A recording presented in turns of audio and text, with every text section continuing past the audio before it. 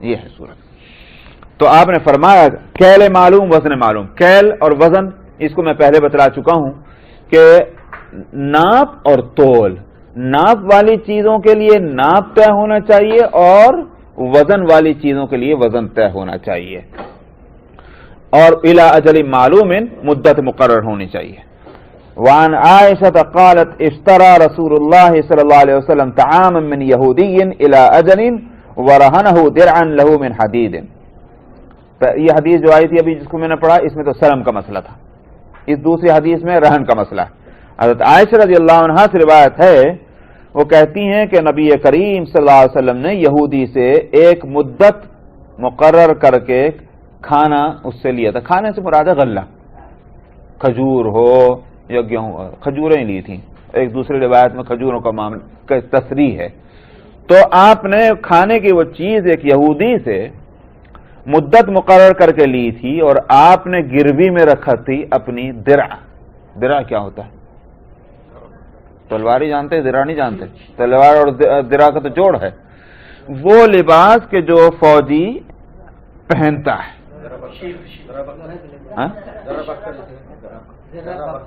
ذرا بختر, ہاں وہ تو وہ الگ چیز ہوتی ہے. وہ شیل نہیں, شیل کو اس کو کہتے ہیں, اس کو کیا ڈھال کو. یہ ایک لباس ہوتا تھا, وہ آپ کے ٹھیک کہہ رہے ہیں, وہ ذرا بختر کہتے ہوں گے اسے. ذرا ٹھیک ہے, ذرا پہنی جاتی تھی, ذرا جس کو کہتے ہیں, لوہے کا لباس. اس کو کہا جاتا تھا عربی میں درع. وہی ذرا جس کو آپ نے اردو میں کر دیا وہ درع کہلاتی ہے. تو وہ لوہے کا لباس جو پہنا جاتا تھا کڑیوں سے, جالی سے بنا ہوا, تو وہ درع. آپ نے وہ رہن رکھی, اور کھجوریں جو ہیں اس یہودی سے آپ نے کھانے کے لیے, گھر کے اخراجات کے لیے وہ لی تھی. تو لہو من حدید, لوہے کی تھی وہ. تو لوہے کی درع گروی رکھی اور سامان لے لے. تو جائز ہے رہن رکھ کر, گروی رکھ کر کوئی چیز لے لینا مدت مقرر کر کے. مدت مقرر ہونی چاہیے, بغیر مدت نہیں کہ جب چاہے میں لے لوں گا, بلکہ ٹائم سیٹ کرو اور گروی رکھنا, اور اس کے بدلے میں کوئی چیز لینا, اس کی اجازت ہوئی. وعنها قالت توفي رسول الله صلی اللہ علیہ وسلم ودرعه مرهونة عند يهودي ب30 صاعا من شعير. اچھا اس میں تو میں نے غلط کہا, وہ کیا نام, کھجور کا, جو کا مسئلہ ہے. عائشہ رضی اللہ عنہا سے روایت ہے, انہوں نے کہا کہ رسول اللہ صلی اللہ علیہ وسلم کی وفات ہوئی اس حالت میں کہ آپ کی وہ زرع یہودی کے پاس 30 صاع جو کے بدلے میں رکھی ہوئی تھی. 30 صاع, صاع جانتے ہیں؟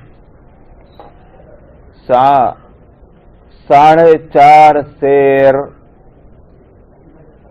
کا ایک صاع ہوتا ہے, 4.5 سیر.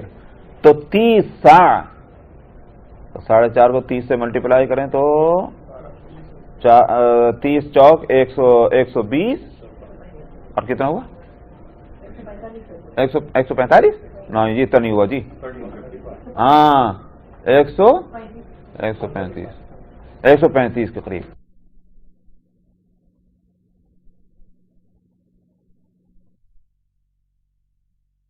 رضی اللہ عنہ سے روایت ہے, انہوں نے کہا کہ رسول اللہ صلی اللہ علیہ وسلم نے فرمایا کہ جانور کی سواری کی جا سکتی ہے اس کا خرچہ دے کر جبکہ وہ رہن رکھی ہوئی ہو. کیا مطلب ہوا؟ مطلب یہ ہے کہ مثلا مان لیجئے کہ میرا جانور ہے, گھوڑا ہے, جو بھی ہے, میں نے اس کو گروی رکھا کسی کے پاس. تو جس کے پاس گروی رکھا ہے وہ اس پر سوار ہو سکتا ہے, لیکن اس کا خرچہ ورچہ پھر اس کے ذمہ ہو جائے گا. کہیں جانا ہے مثال کے طور پر, اس کو وہ جا سکتا ہے, لیکن وہ خرچ دے گا اس کے چارے کا, پینے کا, کھانے کا. سمجھ میں آیا؟ یہ ہے حاصل. اگر وہ نہیں استعمال کر رہا ہے تو پھر خرچہ کس کے ذمہ آئے گا؟ ہاں مالک تو وہی ہے. یہ تھوڑی کہ میں اس سے قرض بھی لے آؤں اور اس کے پاس جانور رکھ دوں اور وہ خرچہ بھی دے رہا ہے اس کا, وہ کہیں کو دے گا خرچہ؟ تو خرچہ تو جو اس کا ہے, جو مالک ہے. لیکن اگر وہ اس کو استعمال کر رہا ہے تو خرچ وہ دے گا. یہ ہے حاصل. اچھا صاحب, ولبن الضر, اسی طرح سے جانور کا دودھ پیا جا سکتا ہے اس کا خرچ دے کر جبکہ وہ رہن رکھا ہو. یہ آپ نے فرمایا. اور اس کو کھول دیا کہ وعلی الذی یرکب ویشرب النفقۃ، اور جس نے جو سواری کرے گا اس پر اور جو دودھ پیے گا اس پر اس کا خرچہ ہوگا، بخاری کی روایت۔ اب یہاں فقہا کا اختلاف ہے۔ امام احمد یعنی حنبلی، ان کے سامنے تو حدیث ہے، انہوں نے کہا بالکل جائز، اور اسحاق ابن راہوے وہ بھی اس کو جائز کہتے ہیں۔ یہ امام اسحاق جو تھے یہ معاصر ہیں انہی ائمہ مجتہدین کے، لیکن ان کا فقہ آگے نہیں چلا، مجتہد جیسے امام اوزاعی، سفیان ثوری، یہ سب لوگ جو ہیں یہ اسی رینک کے ہیں، امام ابو حنیفہ، امام شافعی، امام مالک، یہ اسی رینک کے مجتہدین ہیں، لیکن ان کا فقہ آگے نہیں چل سکا، وہیں رہ گیا، اور ان کا فقہ چلا۔ سمجھ میں آئی نہیں بات؟ امام اسحاق ابن راہوے جو بڑے محدث ہیں، مجتہد ہیں، امام ہیں، وہ امام احمد ابن حنبل کے ساتھ ہیں اس معاملے میں، وہ کہتے ہیں حدیث سامنے اجازت ہے۔ بقیہ ائمہ اور جس کو کہیں سے میجارٹی آف علماء کی، جس میں بقیہ ائمہ میں کون آ جاتے ہیں؟ امام مالک، امام شافعی، امام ابو حنیفہ، وہ کہتے ہیں کہ نہیں، اس کی اجازت نہیں ہے، اور وہ کہتے ہیں کہ یہ حدیث منسوخ قرار دی جائے گی قرآن شریف کی آیت کی وجہ سے۔ قرآن شریف کی آیت جو ہے وہ ربا والی، تو چونکہ وہ بالکل کلیئر ہے، احل اللہ البیع وحرم الربا، اللہ سبحانہ و تعالی نے بیع کو حلال کیا اور سود کو حرام کر دیا، تو جب سود والی آیت کلیئر ہے بالکل، اس کے حرام کر دیا گیا، تو اس واسطے ہم اس کو منسوخ مانیں گے۔ آپ کہیں گے پہلے میں اس کو ربا والی بات تو میں بعد میں لاؤں گا، پہلے تو میں اس کو صاف کر دوں، کیسے کہہ دیا ائمہ نے کہ یہ منسوخ ہے، وہ کیوں منسوخ نہیں ہوئی؟ سمجھ میں نہیں بات؟ اس کا جواب میں دینا چاہتا ہوں۔ وہ جواب نہیں میں دے رہا ہوں کہ وہ قرآن ہے، یہ حدیث ہے، بلکہ اس کا جواب دوسرا ہے۔ اس کا جواب یہ ہے کہ جب دو نص آئیں ہمارے سامنے، نص کا مطلب کیا ہوتا ہے؟ نص کہتے ہیں قرآن کو یا حدیث کو، اس کو نص کہتے ہیں، نون صاد، یعنی اصل سورس جو ہے، صراحتاً ورڈ جو آ جائیں اس کو نص کہیں گے۔ تو نص اگر دو آئیں، ایک میں حلال ہو کسی چیز کو کہا جا رہا ہو، دوسرے میں حرام کہا جا رہا ہو، حرام والی کو ترجیح دیں گے، پرائرٹی حرام والی کو دی جائے گی۔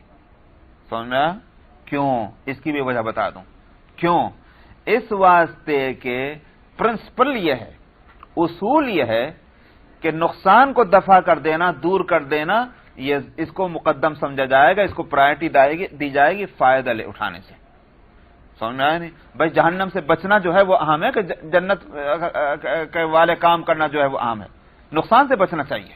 سمجھ میں آیا نہیں؟ نقصان سے بچنا اہم ہے، تو جب حرام کہا گیا اور ایک میں حلال کہا جا رہا، حرام والی بات کو ہم لیں گے تاکہ نقصان سے بچ جائے، کرنا ضروری نہیں ہے۔ جائز کہا گیا، واجب تو نہیں کہا گیا، جائز کہا گیا، اور یہاں حرام کہا جا رہا ہے، اس واسطے اس کی زیادہ رعایت کی جائے گی اور اس کو ممنوع کہا جائے گا۔ یہ تمام فقہا کا مسلمہ اصول ہے۔ یہ اگر اصول نہ بنتے تو مسائل نکالنے مشکل ہوتے ہیں، پہلے اصول بنائے جاتے ہیں۔ تو اس لیے اب آیت میں حرام کہا گیا، روایت حلال کہہ رہی ہے، مثلا ایک مسئلے میں، تو اصول وہ ہے اور آیت صراحتاً کہہ رہی ہے حرام، تو لہذا ہم اس مسئلے کو کہیں کہ یہ حدیث منسوخ ہے، وہ اصل آیت ربا سے۔ اچھا صاحب، اب سود کس کو کہتے ہیں تاکہ یہ معلوم ہو کہ اس میں آ رہی کہ نہیں آ رہی؟ سود کہتے ہیں کل قرض جر نفعا فہو ربا، ہر وہ قرض جس سے قرض دینے والے کو فائدہ پہنچے، جس کے نتیجے میں، وہ سود ہے۔ کلیئر ہوگی بات؟ ہر وہ نفع کہ قرض دینے والے کو اس کے نتیجے میں کوئی فائدہ پہنچے، وہ کہلاتا ہے سود۔ اب یہاں جو ہے گروی رکھی میں نے جا کر کسی کے پاس کوئی چیز، وہ ہے قرض دینے والا، وہ مستحق ہے صرف اس چیز کا جو اس نے مجھے دی تھی بطور قرض کے، اگر اس کے نتیجے میں کوئی بھی فائدہ اس کو پہنچ رہا ہو اس سے زائد، وہی سود ہے۔ یہاں صورت کیا ہے؟ یہاں یہی تو ہو رہا ہے کہ جانور ہے اس کے پاس، اب وہ سواری کر رہا ہے، تو اس کا مطلب یہ کہ فائدہ اٹھا رہا ہے، تو جب فائدہ اٹھا رہا ہے، اصول یہ ہے کہ جو بھی قرض کے اوپر فائدہ ہوگا وہ سود کہلائے گا، اور سود کو اللہ نے حرام کر دیا تو کہا جائے گا کہ وہ اصل ہے۔ یہ ہے وہ تمام ائمہ کی دلیل، اس لیے اس حدیث کو منسوخ کہہ دیا، لیکن یہ کہ اس حدیث کو، اس آیت کو جو ہے حکم کو سامنے رکھا۔ لیکن مولانا یہ قرض کی شکل اے بندہ خدا کے قرضی تو ہوتا ہے وہ، یہ تو گروی ہے لیکن قرضی تو ہے وہ. آپ جو ہیں جب کسی کے پاس گروی رکھتے ہیں تو کیوں رکھتے ہیں؟ اس سے قرض لے کے آتے ہیں. یہ تو ایک ضمانت ہے، یہ تو ضمانت ہے. اصل تو جو آپ نے جو چیز دی وہ قرض لی ہے، وہ قرض آپ لوٹائیں گے جا کر اس اپنی چیز وہاں سے واپس لے آئیں گے. تو یہ گروی جو ہے جو رکھی ہے اس کا مالک کون ہے؟ لیکن رہن کی شکل میں اگر آپ کسی کے پاس کوئی اپنی چیز رکھوا کے پیسے لیتے ہیں، مان لیجیے $100 لیے، ٹھیک ہے، تو آپ کو $100 ہی واپس کرنے ہیں. $100 پھر اس میں قرض کی شکل کہاں؟ کہیں کی شکل قرض کی شکل کہاں؟ اور کیا ہوئی؟ آپ مثلا میں آپ سے $100 لوں، سود کی شکل. سود تو وہی تو کہہ رہا ہوں، سود کی شکل تو یوں بنی کہ جو چیز گروی رکھی تھی وہ بطور ضمانت تھی، اس سے آپ فائدہ اٹھا رہے ہیں. یہ ہو گیا نا نفع. الٹا ہوتا کہ قرآن میں حلال ہوتا اور روایت سے حرام ہوتا، کبھی اصول مقدم رہتا یا قرآن کی آیت؟ اول تو ایسا ہے نہیں، لیکن یہ کہ چونکہ قرآن شریف تو سامنے ہے، کوئی ایسا حکم اب تک نہیں ہے کہ جس کے بارے میں یہ ہو کہ حدیث نے حرام کیا ہو قرآن نے حلال کیا ہو. یہ تو ہے کہ قرآن میں ایک جگہ ایک حکم ہے اور یا مثلا مثال کے طور پر دوسری جگہ مثلا شراب کے معاملے میں لے لیجیے کہ شراب کے معاملے میں قرآن شریف میں ایک آیت یہ ہے کہ لا تقربوا الصلاۃ وانتم سکارا، مت جاؤ نماز کے بعد جس وقت تم نشے میں ہو. کیا مطلب؟ کہ صرف اس وقت کے لیے حرام ہے. تو قرآن ہی کی دوسری آیت نے اس کو حرام کیا. یہ تو ہوگا کہ قرآن ہی کی دوسری آیت آ کر کے اس کو کلیئر کر رہی ہو، یا مطلب یہ کہ اس کے لیے دوسرا حکم دے رہی ہو. لیکن ایسا نہیں ہے کہ قرآن شریف میں ایک حکم جو ہے اجازت کا ہے اور حدیث نے آ کر اس کو حرام کیا. ایسی کوئی ثبوت نہیں ہے، اس لیے خاموشی. چلیے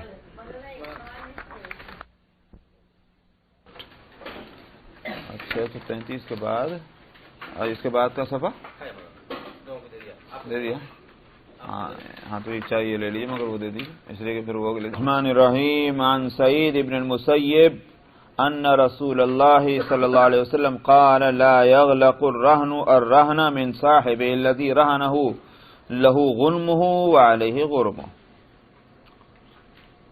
سعید ابن مسیب سے روایت ہے کہ رسول اللہ صلی اللہ علیہ وسلم نے فرمایا. سعید ابن مسیب جو ہیں یہ تابعی ہیں، تو اس کے معنی یہ ہوگا کہ یہ روایت مرسل ہے، جس کو آگے کہہ بھی رہے ہیں رواہ الشافعی مرسلن، کہ صحابی کا نام اس میں نہیں آیا. تو سعید ابن مسیب کہتے ہیں کہ رسول اللہ صلی اللہ علیہ وسلم نے فرمایا کہ رہن والے کو روکتا نہیں ہے اس رہن سے. کیا مطلب ہوا؟ پہلے اس کے چونکہ مثال دینے سے آسانی سے سمجھ آ جائے گا. مثلا میں نے کوئی قرض لیا اور میں نے لے جا کر کوئی چیز گروی رکھی. رہن کا مطلب تو گروی ہے، تو میں نے جو چیز گروی رکھ دی، تو اس حدیث کے معنی یہ ہیں کہ میرے اختیارات جو ہیں اور میری رسپانسبلٹی اس رہن کے تعلق سے ختم نہیں ہو گئی، بلکہ یہ کہ میں ہی اس کا ذمہ دار رہوں گا. رہن کا اس کا نفع بھی مجھے ہی ملے گا اور اس کا نقصان بھی مجھے ہی ملے گا. نقصان کے معنی یہ ہیں کہ اس کے خرچ اور اخراجات جو بھی ہوتے ہیں وہ میں دیتا رہوں گا. مثال کے طور پر سمجھ لیجئے میں نے قرض لیا اور گھر جو ہے وہ رہن رکھ دیا، گروی رکھا. اب گھر کی ٹوٹ پھوٹ جو ہے اس کا ذمہ دار کون ہوگا؟ یا گھر کا رینٹ آئے گا تو اس کا ذمہ دار کون ہوگا؟ سمجھ آئی نہیں؟ تو میں چونکہ گھر کا مالک ہوں، میں نے گروی رکھ کر کے $100,000 مثلا لے لیے. اب لے لیے تو اس کا مطلب یہ نہیں ہے کہ اس گھر کو میں ہاتھ بھی نہیں لگا سکتا، یا اس گھر کا اگر کرایہ رہا تو وہ بھی جس نے قرضہ دیا وہ لے لے گا اور ٹوٹ پھوٹ کا بھی نقصان کا ذمہ دار وہی ہوگا. ایسا نہیں، بلکہ اگر رینٹ پر ہے گھر، رینٹ مجھے ملے گا. گھر کی اگر اس میں کچھ مرمت وغیرہ کرنی ہے وہ بھی میں ہی کراؤں گا. سمجھ میں آگے کلیئر ہو گیا؟ وہی ہے مطلب اس کا. فرمایا کہ رہن کو اس کے مالک سے روکتا نہیں ہے. جس کا رہن ہے اسی پر وہی اس کے نفع کا ذمہ دار ہے اور وہی اس کے نقصان کا. رواہ الشافعی نے مرسل اس کو روایت کیا اور اسی کے جیسی یا اس کے معنی کے مناسب کہ جو اس کے مطلب کے خلاف نہیں ہے ابو ہریرہ رضی اللہ عنہ سے متصلاً بھی یہ روایت آئی ہے. تو اس کا مطلب یہ ہوا کہ متصلاً جب آگے روایت تو اس سے تائید ہو جائے گی، قوی ہو جائے گی یہ روایت. ایک سوال ہے، رہن جو جس آدمی کے پاس رکھا گیا گھر، اگر وہ آدمی نے کچھ گھر کی ثابت کرنا پڑے گا کہ اگر اس نے کیا تو وہ اس کا ذمہ دار ہوگا. یہ ہے. وعن ابن عمر ان النبی صلی اللہ علیہ وسلم قال المکیال مکیال اہل المدینہ والمیزان میزان اہل مکہ. ابن عمر رضی اللہ عنہما سے روایت ہے کہ نبی صلی اللہ علیہ وسلم نے فرمایا کہ ناپنے والا، المکیال کہتے ہیں جس چیز سے ناپا جاتا ہے. مثال کے طور پر وہ کیا کہتے ہیں ہمارے گز بولتے نہیں، وہ بھی مکیال کہلائے، میجرنگ ٹیپ وہ بھی مکیال کہلائے گا. یا جیسے میں نے پہلے ہی بتایا تھا کہ برتنوں میں ناپ ناپ کر دینے والا جو ہے نا، جس کو رتل بولتے یا اور کچھ بولتے تھے، وہ بھی مکیال کہلاتے ہیں. تو فرمایا کہ مکیال جو ہے وہ تو مدینے کا ہے، مدینے والوں کا ہے، اور میزان جو تول تول کر دینے کے لیے، وہ میزان ترازو جو ہے وہ مکے والوں کی ہے. اصل بات یہ ہے، اس کے حاصل یہ ہوا کہ ناپنے کا فن جو ہے وہ تو مدینے والوں کے پاس، اور تولنے کا فن وہ مکے والوں کے پاس. یہ ہوا حاصل. کیوں؟ مدینے والے کون تھے؟ مدینے والے جو تھے وہ کسان تھے، وہاں کھیتی ہوتی تھی، باغات تھے. تو اس واسطے کہا گیا کہ یہ فن تو ان کے پاس ہے، ناپ ناپ کر دینے والا. اور مکے والے کون تھے؟ بزنس مین تھے، تو ان کا کام جو ہے وہ تولنے کا ہوا. تو اس کا مطلب یہ ہوا کہ جو بزنس مین ہیں وہ ان کے پاس وہ فن آتا ہے تولنے کا، اور جو کھیتی باڑی کرنے والے ہیں ان کے پاس فن آتا ہے ناپنے کا. تو یہ اس فن کے ماہر، وہ اس فن کے ماہر ہیں. وعن ابن عباس قال قال رسول اللہ صلی اللہ علیہ وسلم لاصحاب الكيل والميزان انکم قد ولیتم امرین ہلکت فیہما الامم السابقہ قبلکم.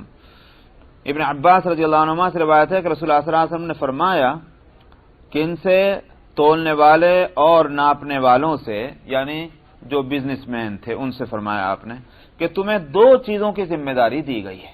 دو چیزوں کی کیا؟ ناپنے کی اور تولنے کی. دو چیزوں کے تم ذمہ دار ہو. فرمایا کہ انہی دو چیزوں کے اندر گزشتہ قومیں جو ہیں وہ ہلاک ہوئی ہیں، یعنی ناپنے کے اندر گڑبڑ کی یا تولنے کے اندر گڑبڑ کی، جو سورہ مطففین کے اندر ہے، وَيْلٌ لِّلْمُطَفِّفِينَ الَّذِينَ يَكْتَالُونَ عَلَى النَّاسِ يَسْتَوْفُونَ وَإِذَا كَالُوهُمْ أَوْ وَزَنُوهُمْ يُخْسِرُونَ.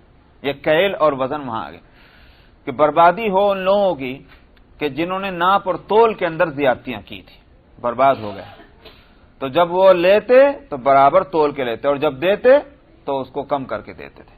تو اس واسطے فرمایا کہ انہی دونوں چیزوں کے اندر پچھلی قومیں ہلاک ہوئی ہیں. تو اس واسطے ان دونوں معاملے میں تمہیں احتیاط برتنی چاہیے. تیسری فصل. عن ابی سعید الخدری قال قال رسول اللہ صلی اللہ علیہ وسلم من اسلف فی شیء فلا یصرف الی غیرہ قبل ان یقبضہ. سلف یاد ہوگا پچھلے ہفتے آیا تھا. سلف میں نے بتایا تھا، اس کو ذہن میں رکھ لیجئے، کہ کسی چیز کو خریدنے کے لیے قیمت اس کی پہلے دے دینا، سامان بعد میں لیں گے.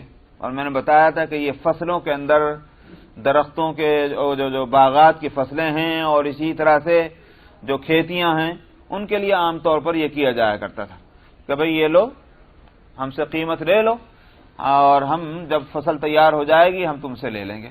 تو اس کے لیے شرطیں گزر چکی ہیں، پچھلے ہفتے بتا چکا ہوں کہ اس میں حنفیہ 6 شرطیں لگاتے ہیں. کیا کیا؟ ایک تو یہ کہ جنس مقرر ہونی چاہیے، کیا چیز لینی ہے، اور اس کی نوع مقرر ہونی چاہیے، یعنی وہ کون سی قسم ہوگی. جیسے میں نے کہا لال گیہوں ہوگا، سفید گیہوں ہوگا، آم ہے تو کون سی قسم کے آم ہوں گے. پھر کوالٹی ہونی چاہیے، اعلیٰ درجے کی چاہیے، میڈل چاہیے، لوور کلاس چاہیے. 3 چیزیں ہوئیں. پھر یہ کہ ان کا وزن مقرر ہونا چاہیے، کتنا لینا ہوگا. اور چوتھی چیز یہ ہے کہ کب لینا ہوگا. اور چھٹی چیز کیا ہے؟ کس جگہ پر. تو یہ 6 چیزیں ہیں. ان 6 چیزوں کو متعین کیا جانا چاہیے. تو اس کو سلف کہا جاتا ہے، سلف جائز. یہاں آپ نے فرمایا کہ جس نے کسی چیز کے اندر سلف کا معاملہ کیا وہ کسی دوسرے کی طرف اس چیز کو نہ لوٹ پھیر دے جب تک کہ وہ اس پر قبضہ نہ ہو جائے. کیا مطلب ہوا؟ منشا یہ ہے کہ مثلا میں نے کسی باغ والے سے معاملہ کیا، یہ لو بھائی $10,000 اور میں تم سے آم خریدوں گا، گیہوں والے سے کہا گیہوں خریدوں گا، ہو گیا معاملہ طے، جو بھی اس کی شرطیں اس کے مطابق۔ ابھی وہ میرے قبضے میں آیا ہی نہیں، میں نے دوسرے کو بھیج دیا۔ فرمایا کہ ایسا نہیں ہوگا، وہ تم اپنے قبضے میں کرو اسے، اور قبضے میں کر کے تب تم دوسرے کو بھیج دو۔ یا اسی طرح اس کے دو معنی ہیں، دونوں معنی لیے کہ یہ بھی نہیں کر سکتے کہ جس سے معاملہ کیا تھا اس سے کہہ دو ارے بھائی آم چھوڑو، میں نے معاملہ آم کا کیا تھا، میں تو گیہوں لوں گا، گیہوں کا معاملہ کر لو۔ اب نہیں ہوگا، بلکہ آم لینے کے بعد پھر لوٹاؤ اسی کو اور پھر گیہوں کا معاملہ کرو، تو ہو سکتا ہے یہ نہیں ہے کہ ایک معاملہ ابھی جو ہے وہ پینڈنگ میں ہے اور دوسرا معاملہ اس سے کر لیا جائے۔ تو دونوں اس حدیث کے معنی لیے گئے ہیں اور محدثین نے دونوں معنی بتلایا اور دونوں کا حکم یہی رہے گا۔ سمجھ میں آئی بات؟ تو قبضے میں آ جانا چاہیے وہ مال کے جس کے لیے وہ سلف کا معاملہ کیا گیا تھا۔ تو یہاں تک کہ حدیثیں آئی ہیں وہ سب سلف سے متعلق ہیں۔ آگے آ رہا ہے باب الاحتکار۔ احتکار کے معنی آتے ہیں جس کو ہمارے یہاں اردو میں کہتے ہیں ذخیرہ بنا لینا، ذخیرہ اندوزی۔ سمجھتے ہیں ذخیرہ اندوزی کیا کہیں گے اس کو؟ اسٹور کرنے والی بات۔ تو یہ اس سے متعلق اس میں مسائل آ رہے ہیں۔ عن معمر قال قال رسول اللہ صلی اللہ علیہ وسلم من احتکر فهو خاطئ۔ اسٹور کرنا جو ہے، ایک بات تو یہ متعین ہے سب کے نزدیک کہ کھانے اور پینے کی چیزوں سے متعلق یہ مسئلے آ رہے ہیں، اور احتکار کے معنی یہ ہیں، ذخیرہ کرنے کے مطلب اسٹور کرنے کے معنی کیا ہوئے کہ چیز ہم اوپن مارکیٹ میں نہیں لا رہے ہیں اور ہم کو پتا ہے کہ صاحب اس وقت لوگوں کو پریشانی ہے، لوگوں کو ضرورت ہے، ہم نے کہا روک لو، اس وقت لوگوں کو ضرورت ہے، اب اس کو روک لیں گے تو لوگ پریشان ہوں گے تو ہماری جو مانگی ہوئی قیمت ہے اس پر دے کر مجبور ہو کر لے جائیں گے۔ یہ ہے وہ احتکار، اس سے منع کیا گیا ہے۔ اور یہ کھانے اور پینے کی چیزوں کے اندر، کھانے پینے کی چیزوں میں ایک تاجر جو ہے اس کو پتا ہے کہ اس وقت جو ہے مارکیٹ خالی ہو گئی ہے، کھانے پینے کی چیزوں کو روکیں گے تو کیا ہوگا؟ اب سے 15 دن کے بعد جو ہم جس بھاؤ دینا چاہیں گے اس بھاؤ لینے پر مجبور ہوں گے، بھوکے مریں گے، پیاسے مریں گے۔ یہ ہے وہ احتکار، اس سے آپ نے منع فرمایا۔ تو اگر کھانے پینے کی چیزیں نہیں ہیں اس کو احتکار نہیں کہا جاتا، اسٹور کرنا کر لو۔ یا اسی طرح سے یہ چیز بھی احتکار میں نہیں آتی کہ گاؤں سے جنگلوں سے وہ سامان لے کر آ رہے ہیں تو ظاہر ہے کہ سستا لائیں گے، اور مارکیٹ میں لا کر شہروں کے اندر بیچ رہے ہیں تو ظاہر ہے کہ وہاں کے ریٹ سے مہنگا بکے گا، تو یہ نفع تو چاہیے۔ اگر یہ بھی نفع نہ ہو تو بزنس کہاں کو ہوگا؟ اس کا نام بھی احتکار نہیں ہے۔ احتکار وہی ہے کھانے پینے کی چیزوں کو روکنا اس وقت تک کہ جب ہماری منہ مانگی جو ہے قیمت دینے کے واسطے لوگ تیار ہو جائیں، یہ ہے وہ احتکار۔ تو آپ نے فرمایا کہ من احتکر، جس نے احتکار کیا وہ گنہگار ہے۔ اس میں یہ پہلی فصل کے اندر ایک ہی حدیث تھی جو مسلم شریف سے لایا، دوسری فصل کے اندر اس سے متعلق کئی حدیث، 2 حدیثیں آ رہی ہیں۔ عن عمر عن النبی صلی اللہ علیہ وسلم قال الجالب مرزوق والمحتکر ملعون۔ نبی کریم صلی اللہ علیہ وسلم نے فرمایا کہ جالب جو ہے وہ تو مرزوق ہے اور محتکر ملعون ہے۔ جالب کا مطلب کیا ہوا؟ جالب کہیں گے، جلب کہتے ہیں کسی چیز کو لے لینا، حاصل کرنا، کھینچنا، یہ تو ہے جالب۔ مطلب یہ ہے کہ جو دور دور سے کھانے اور پینے کی چیزیں لا رہا ہے خرید کر کے تاکہ یہاں کے مارکیٹ میں اس کو سیل کرے اور یہاں کے لوگوں کو اس کا فائدہ پہنچے، یہ ہے جالب۔ فرمایا یہ تو مرزوق ہے۔ مرزوق کا مطلب کیا ہے؟ اس کے رزق میں اللہ برکت دیں گے۔ اور فرمایا المحتکر، جو لا کر ذخیرہ کرے تا کہیں سے بھی لائے، یہیں کی مارکیٹ سے کیوں نہ لے لے۔ مثال کے طور پر ہم کو پتہ چل جائے کہ صاحب جو ہے مارکیٹ میں اس وقت تو مل رہا ہے اور 1 ہفتے کے بعد کال پڑ جائے گا، انہوں نے کہا کہ بھائی لے کے رکھ لو، اور 1 ہفتہ نہیں 2 ہفتے کے بعد نکالیں گے، لوگ بھوکے مریں گے تو مجبور ہو کر ہم کو دیں گے پیسے۔ یہ ہے وہ احتکار۔ فرمایا جہاں تک احتکار کرنے والے کا تعلق ہے فرمایا وہ ملعون ہے، یعنی اس پر لعنت ہوگی۔ جب لعنت ہوگی تو کیا مطلب؟ اس کے اندر برکت نہیں ہوگی، اور جس کو مرزوق کہا گیا اس کا مطلب یہ ہے کہ اس کو برکت ملے گی۔ وعن انس قال غلى السعر على عهد النبي صلى الله عليه وسلم فقالوا يا رسول الله سعر لنا، فقال النبي صلى الله عليه وسلم ان الله هو المسعر القابض الباسط الرازق واني لارجو ان القى ربي وليس احد منكم يطلبني بمظلمة بدم ولا مال۔ حضرت انس رضی اللہ عنہ سے روایت ہے، انہوں نے کہا کہ نبی کریم صلی اللہ علیہ وسلم کے زمانے میں چیزوں کے بھاؤ بڑھ گئے، ریٹ، السعر کہتے ہیں نرخ کو، ریٹ کو، جو بھی آپ بھاؤ جو بھی لفظ کہیں، وہ ریٹ بڑھ گئے۔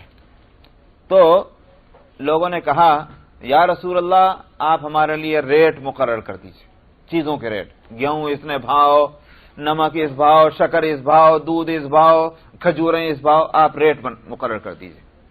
یہ لوگوں نے کہا جب نبی مقرر کر دیں گے تو پھر کسی کے لیے سوال ہی پیدا نہیں ہوتا اس کے خلاف جانے کا، مگر نبی بھی تو نبی تھے، ویسے ہی تھوڑی تھے کہ خالی لیڈر بن کے بیٹھ گیا ہوں، مگر نبی تھے وہ۔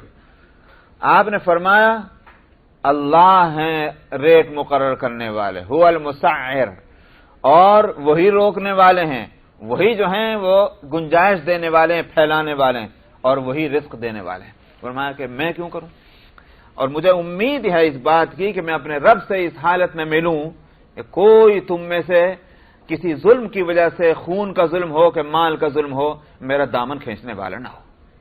منشا یہ تھا کہ میں ریٹ مقرر کر دوں، ہو سکتا ہے کسی کے لیے وہ بات نقصان دہ بن جائے، میں اللہ کے پاس اس حالت میں نہیں جانا چاہتا۔ میں یہ عرض کر رہا ہوں کہ یہ تو آپ نے جواب دیا، لیکن یہ جو میں نے کہا کہ نبی تھے، تو اصل بات یہ تھی کہ اگر آپ ریٹ مقرر کر دیتے، آج 14 سنچری کے بعد بھی میں یوں کہتا جا کر کے حدیث میں گیہوں کی قیمت یہ لکھی ہوئی ہے، تم کون ہوتے ہو اس کے خلاف بیچنے والے، تھا ہوتا کہ نہ ہوتا؟ تو ہمیشہ کے واسطے پھر وہی ریٹ مقرر ہو جاتا۔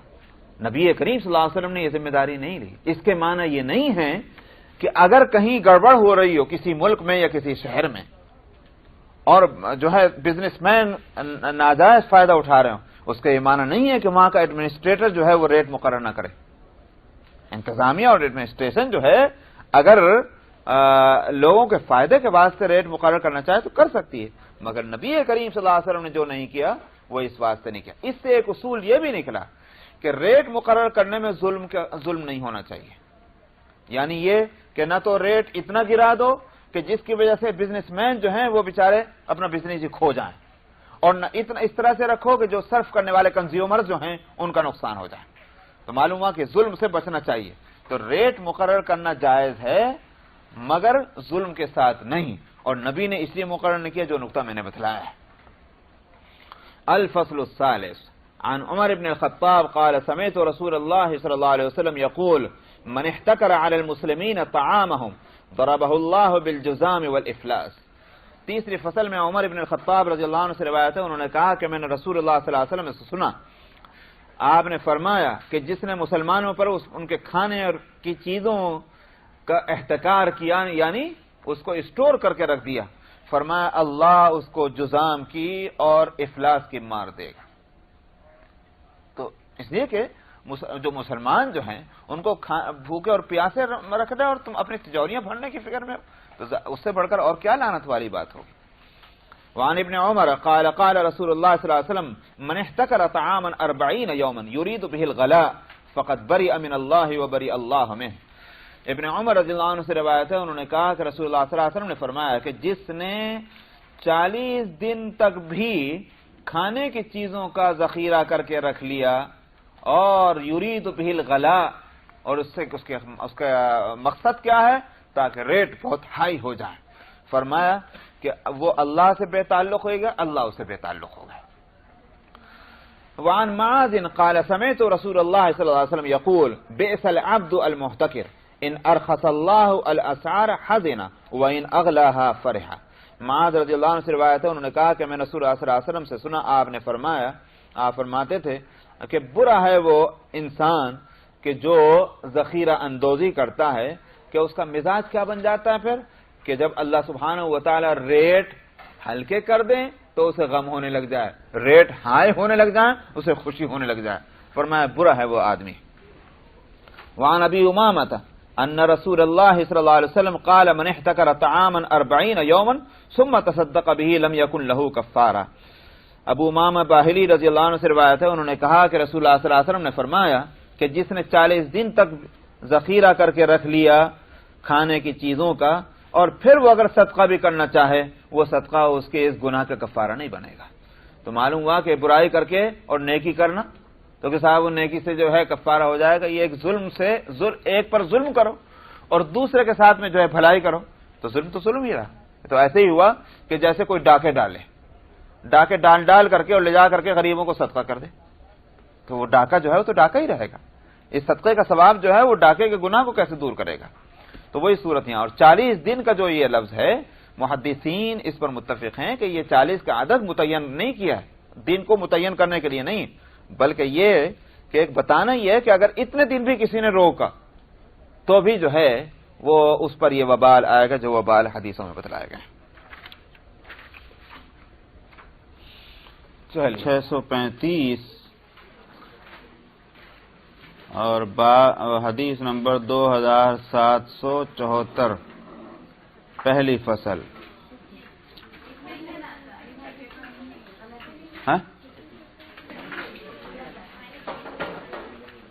باب الافلاس والانذار. افلاس اسی سے وہ لفظ بنا ہے مفلس. مفلس اس شخص کو کہتے ہیں کہ جس کے پاس مال نہ رہے، جو مال تھا وہ ختم ہو گیا اور خالی ہاتھ ہو گیا، ایسے آدمی کو مفلس کہتے ہیں. اور الانذار کے معنی ہے مہلت دینا. تو قرض لیا اور جو قرض دینے والا ہے وہ اس کو جو وقت مقرر کیا گیا تھا قرض کے ادا کرنے کا اس میں اور مہلت دینا. اس سے متعلق حدیثیں ہیں.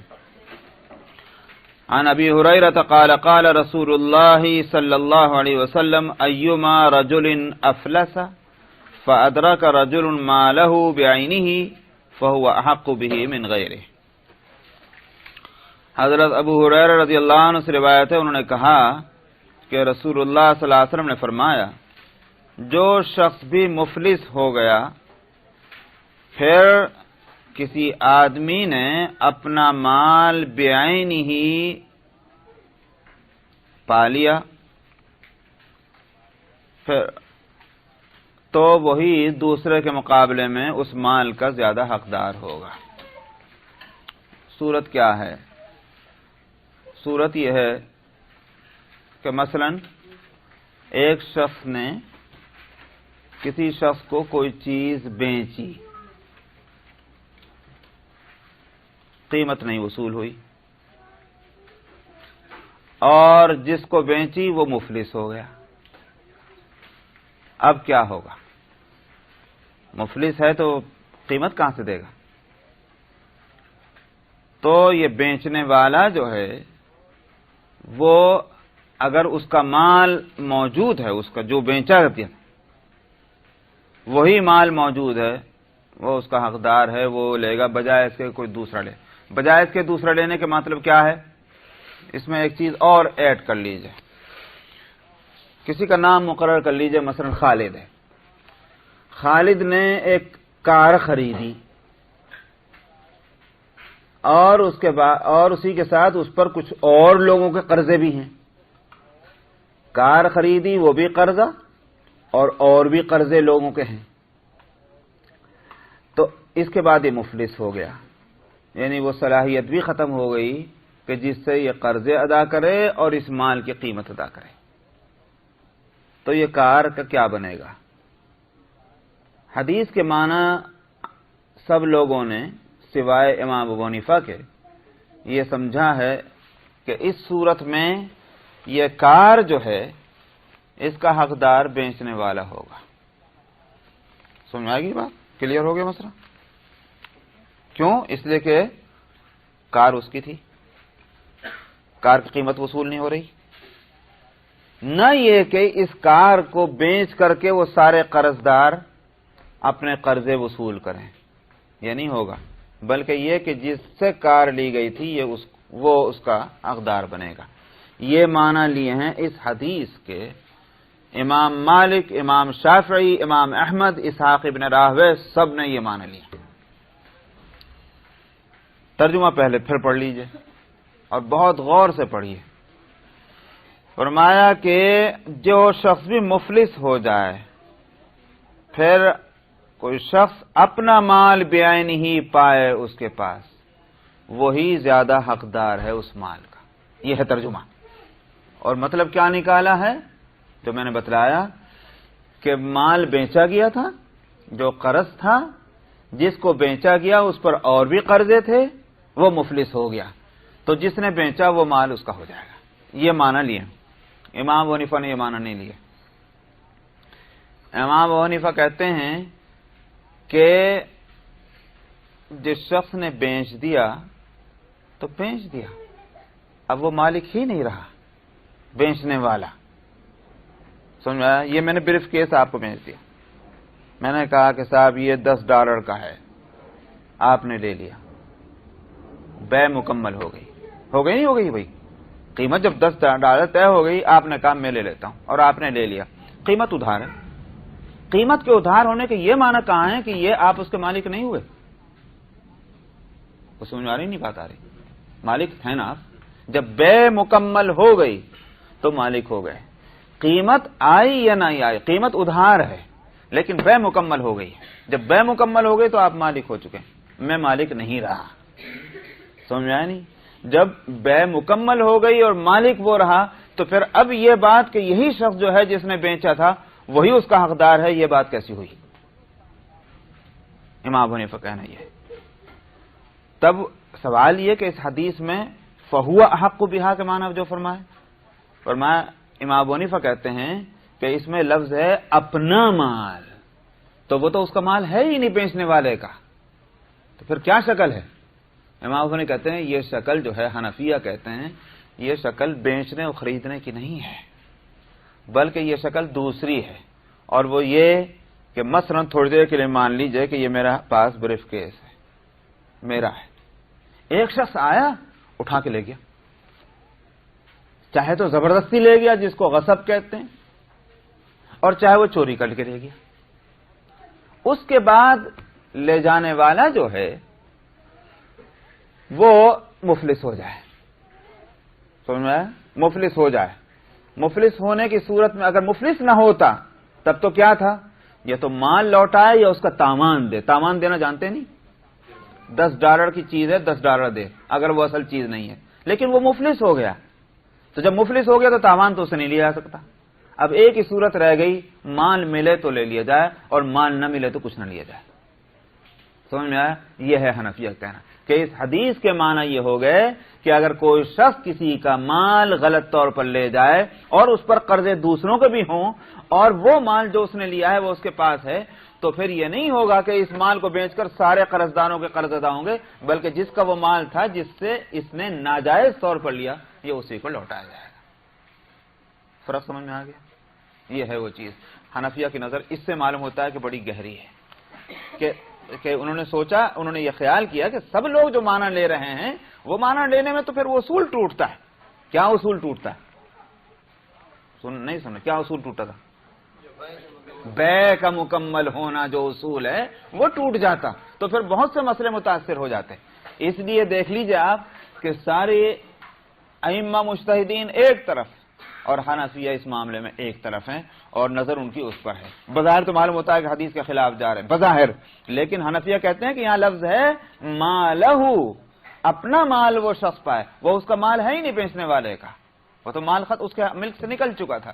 اس لیے انہوں نے کہا کہ ہم نے اس ایک پروناؤن جو آ رہا ہے مالہ، ہو جو ہے، ہم نے یہ مسئلہ نکالا ہے اس سے۔ تو یہ اس فقیہ کا کام یہی ہے۔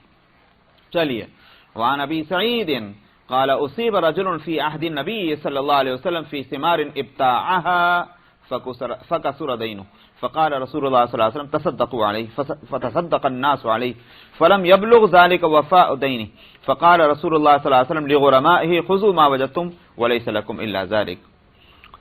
ابو سعید خدری رضی اللہ عنہ سے روایت ہے، انہوں نے کہا کہ ایک شخص کو نبی کریم صلی اللہ علیہ وسلم کے زمانے میں جو پھل کے اس نے خریدے تھے اس کی وجہ اس میں کیا ہوا کہ اس پر قرضہ چڑھ گیا. پھل کا مطلب کھانے کے لیے نہ ہوں گے، فصل خریدی باغ کے، وہی مراد ہوگی. اب باغ میں کی فصل خریدی، ہوا یہ کہ نفع نہیں ہوا، قرضے چڑھ گئے. اب جب قرض زیادہ ہو گئے اور اس کے پاس کوئی صورت نہیں اس کے ادا کرنے کی، یعنی مطلب کیا ہے، مفلس ہو گیا. نبی کریم صلی اللہ علیہ وسلم نے لوگوں سے کہا صدقہ دو، تو لوگوں نے صدقہ دیا. معلوم ہوا کہ اچھا ہے کسی بھائی کی جو کبھی رہا ہوگا مالدار، لیکن اگر وہ کسی وقت مفلس ہو جائے تو لوگوں کو اس کا خیال خود سے کرنا چاہیے. اس کی کوئی ضرورت نہیں کہ میں یہ تو پہلے یوں تھا اور وہ تھا، یہ کہ تو مانگ ہی نہیں رہا ہے. مانگنے کا انتظار کرنے کی ضرورت نہیں، بلکہ ایک آدمی جو فائنینشلی جو ہے بریک ہو گیا ہے، ہمیں خود خیال کر کے اس کی مدد کرنی چاہیے. یہ مسلم سوسائٹی کے اندر یہ جذبہ نبی کریم صلی اللہ علیہ وسلم کا منشا یہ ہے کہ یہ رہنا چاہیے. تو آپ نے حکم دیا صدقہ دو، لوگوں نے صدقہ دیا. فلم یبلغ ذلک وفاء دینی، مگر اس کے باوجود جس سے کہ اس کے قرض ادا ہو جائیں اتنا پھر بھی نہ ہوا صدقہ دینے کے بعد. تو رسول اللہ صلی اللہ علیہ وسلم نے قرضداروں سے فرمایا جو یہ ہے یہ لے لو، اس کے بعد اور کچھ نہیں تمہارا. سمجھ میں آیا؟ یعنی اور کا مطالبہ اب تم نہیں کرو گے، اسے کرو گے تو کہاں جاؤ گے؟ ہے ہی نہیں تو لیں گے کہاں سے؟ فرمایا بس. اس کا مطلب کیا ہوا، جیسے جس کو آج تو خیر وہ بہت ہی یوں کہ شرارتن کرتے ہیں، جس کو کہتے ہیں نا وہ کیا بینک کرپسی، تو آج تو اس میں بڑا کھیل کھیلے جاتے ہیں.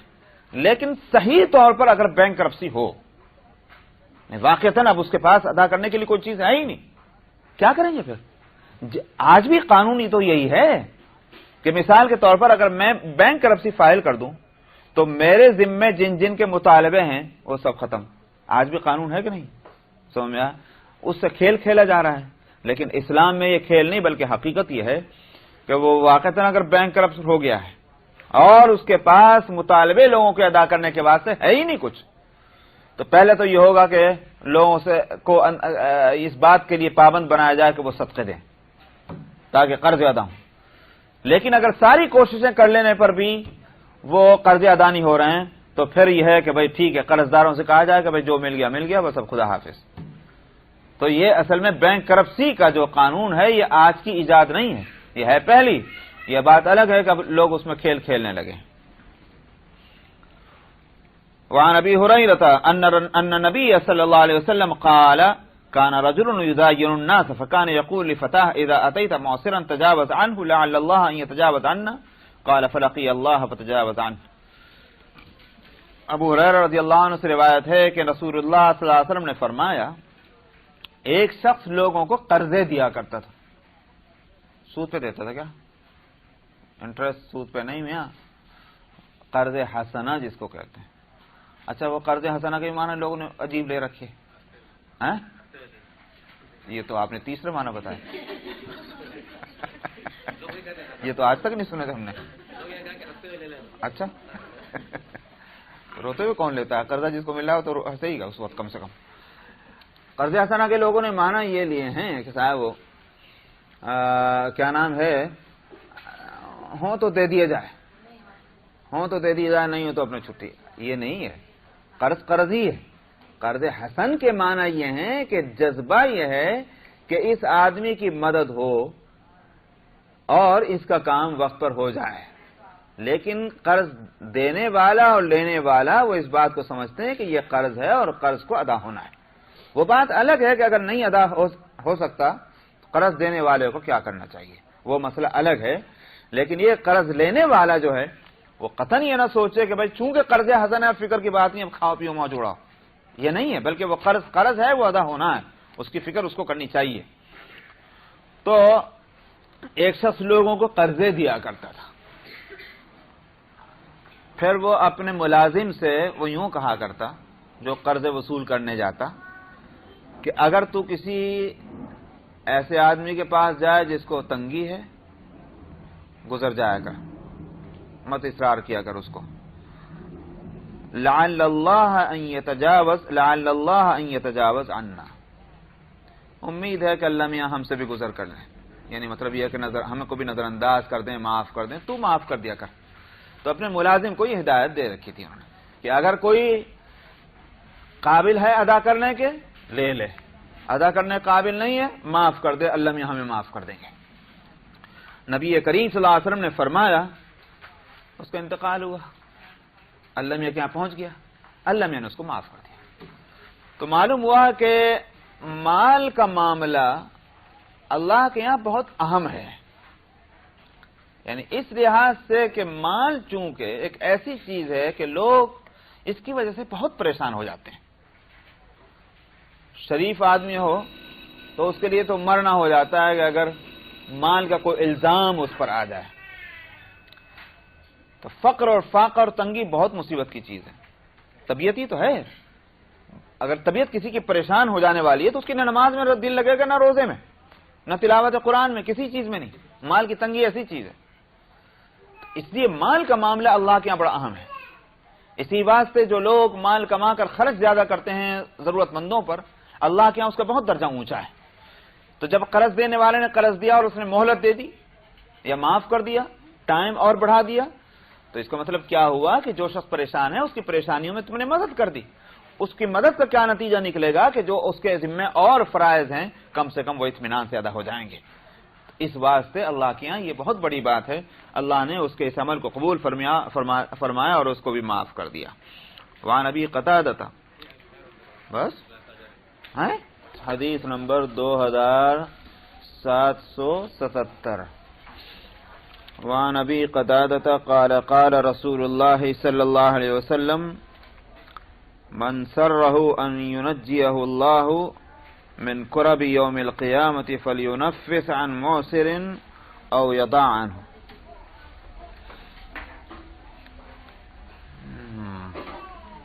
ابو قتادہ سے روایت ہے، انہوں نے کہا کہ رسول اللہ صلی اللہ علیہ وسلم نے فرمایا، جس کو یہ بات اچھی لگتی ہو، یہ پسند ہو کہ اللہ اس کو قیامت کے دن کی شدتوں سے بچا لے، تو اس کو چاہیے کہ جو شخص تنگ حال ہے، تنگ دست ہے، اس کو مہلت دے یا اس سے اس قرضے کو ختم ہی کر دے، معاف کر دے.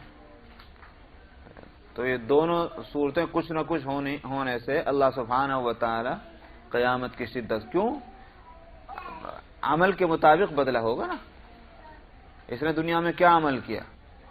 جو آدمی سختیوں میں مبتلا تھا اس کو نرمی پہنچائی، سہولت دی، اس کی شدتوں میں کا بوجھ کم کیا. تو اس کی جزا بھی یہی ہونی چاہیے کہ قیامت میں جو سختیاں ہوں گی، کہیں گی سختیاں، جیسے یہاں قرض دار جو ہے بیچارہ غریب قرضوں کے بوجھ میں دبا ہوا ہے، انسان وہاں اعمال کے قرضوں میں دبا ہوا ہوگا.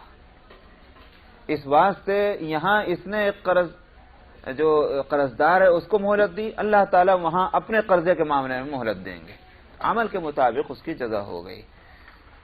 تو جس کو یہ بات اچھی لگتی ہو کہ اللہ اس کو قیامت کے دن کی سختیوں سے نجات دیں، اس کو چاہیے کہ تنگ دست کو مہلت دے یا اس سے وہ قرضہ معاف کر دے، ہٹا دے. وعنہ قال سمعت رسول اللہ صلی اللہ علیہ وسلم یقول من انذر معسرا او وضع عنہ انجاہ اللہ من کرب یوم القیامہ. الفاظ کا فرق ہے، مضمون وہی ہے. انہی ابو قتادہ سے روایت ہے، انہوں نے کہا کہ میں نے رسول اللہ صلی اللہ علیہ وسلم سے سنا، آپ فرماتے تھے کہ جس نے تنگ دست کو مہلت دی یا اس سے قرضے کو ہٹا دیا.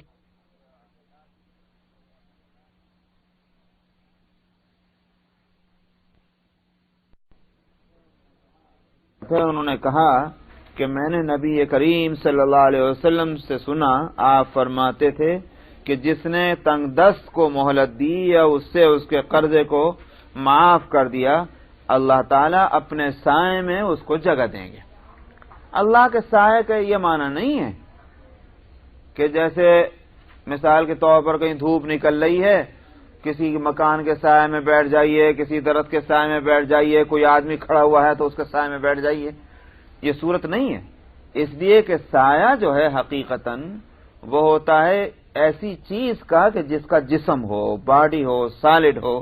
پتھر کا سایہ ہوگا، درخت کا سایہ ہوگا، انسان کا سایہ ہوگا، جانور کا ہوگا.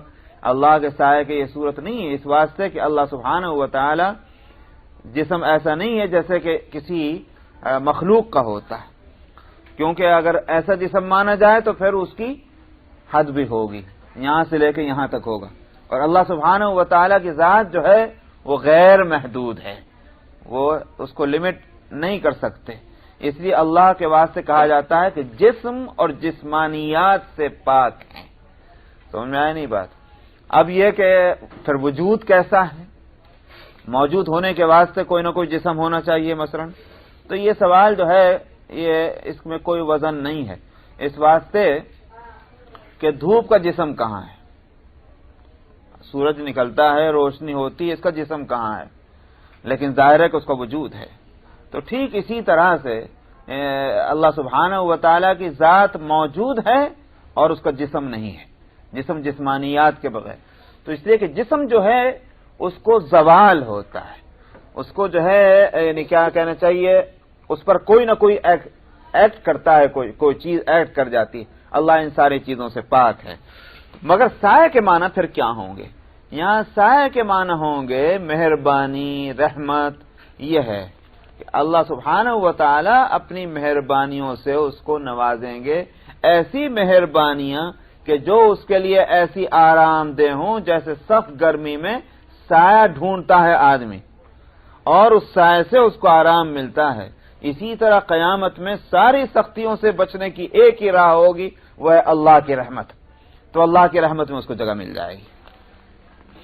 وعن ابی رافع قال استسلف رسول اللہ صلی اللہ علیہ وسلم بکرا فجاءته ابل من الصدقة قال ابو رافع فامرني ان اقضي الرجل بکره فقلت لا اجد الا جمرا خيارا رباعيا فقال رسول الله صلى الله عليه وسلم اعطه اياه فان خير الناس احسنهم قضاء.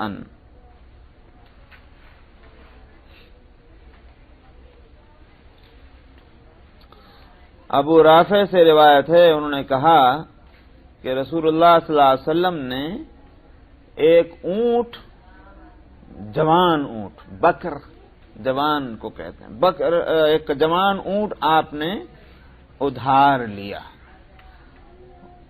اس کے بعد کیا ہوا؟ فجاءته ابل من الصدقہ، صدقے کے کچھ اونٹ آئے، کوئی ایک اونٹ آیا. تو ابو رافع جو راوی ہیں وہ کہتے ہیں کہ مجھے نبی کریم صلی اللہ علیہ وسلم نے حکم دیا کہ میں اس آدمی کا قرضہ چکا دوں، اونٹ کے بدلے میں اونٹ دینا تھا، دے دوں. تو میں نے عرض کیا کہ یا رسول اللہ وہ تو اس سے بہتر اونٹ ہے، جو اس کا اونٹ لیا گیا تھا، تو اب جو اونٹ یہاں موجود ہے وہ تو اس سے کہیں اعلیٰ درجے کا ہے، یعنی قیمتی ہے اپنی عمر کے لحاظ سے اور اپنی صحت تندرستی کے لحاظ سے. رباعین کا لفظ آیا ہے. رباعی اس اونٹ کو کہتے ہیں کہ جو جوان اور تقریباً 7 سال کی عمر کا ہو، تو بالکل جوان ہے، اور خیار بہت عمدہ قسم کا. تو میں نہیں پاتا مگر یہ کہ جو بہت عمدہ اور 7 سال کا جوان اونٹ ہے، مطلب یہ ہے کہ اس کے بدلے میں کیسے دے دیا جائے، یہ تو اضافہ ہو جائے گا. آپ نے فرمایا دے دو اس کو وہی، اس واسطے کہ بہترین آدمی وہ ہے کہ جو جب بدلے میں دے تو اچھی چیز بدلے میں دے. احسنہم قضاء، یہ اسی وجہ سے اس حدیث کو لائیں. یہاں مسئلے 2 ہیں. ایک تو یہ کہ پیچھے گزر چکا ہے کہ جانور کے بدلے میں جانور کو قرضے میں نہیں لیا جا سکتا، اور اس حدیث سے معلوم ہو رہا کہ جانور کو قرضے میں لیا گیا ہے. ایک تو یہ ہوا.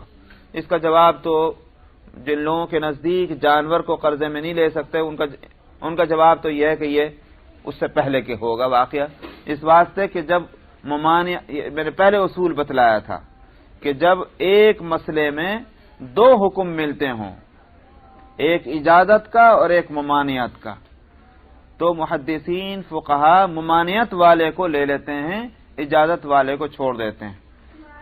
کیوں؟ ہمارا اپنا فلسفہ جو ہے اس کے تو خلاف ہے بات ہی.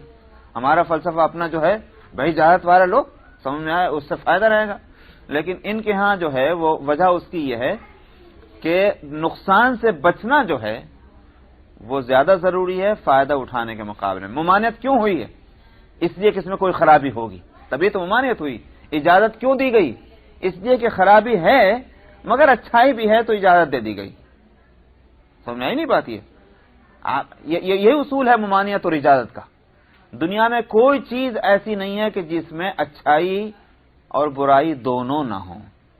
اچھائی بھی ہوتی، برائی بھی ہوتی. زہر میں بھی، زہر جو ہے کھائیے تو مر جائیے، مگر اس کا یہ مطلب نہیں کہ اس میں کوئی اچھائی نہیں ہوتی، کوئی نہ کوئی اچھائی ہے.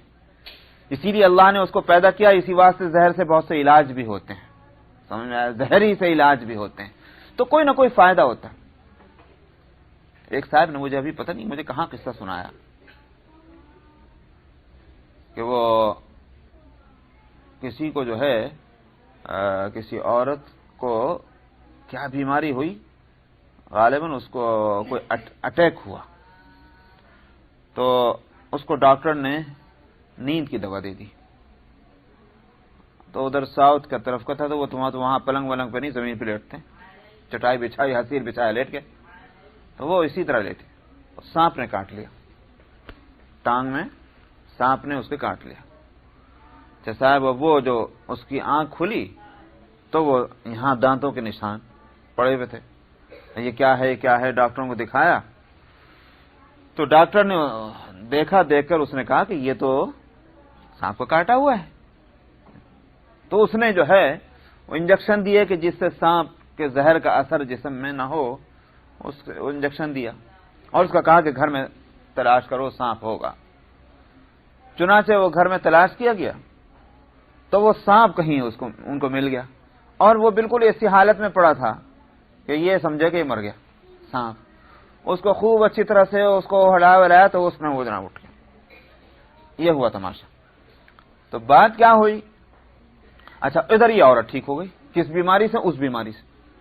اس بیماری سے وہ ٹھیک ہو گئی جس کا اس کو علاج چل رہا تھا. ہوا کیا؟ عجیب کرشمہ اللہ کا.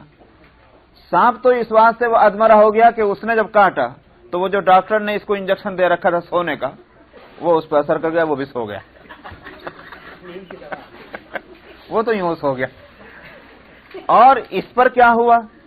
اس عورت کے جو کاٹا سانپ نے، تو جو دوا اس نے ڈاکٹر نے فوری طور پر جو انجیکشن دیا، اس کی وجہ سے کیا ہوا کہ وہ خون جو تھا اس کے جسم میں وہ اتنا پتلا ہو گیا کہ اس کا سرکولیشن خون کا برابر ہو گیا. وہ جو اٹیک کا معاملہ تھا وہ ختم ہو گیا.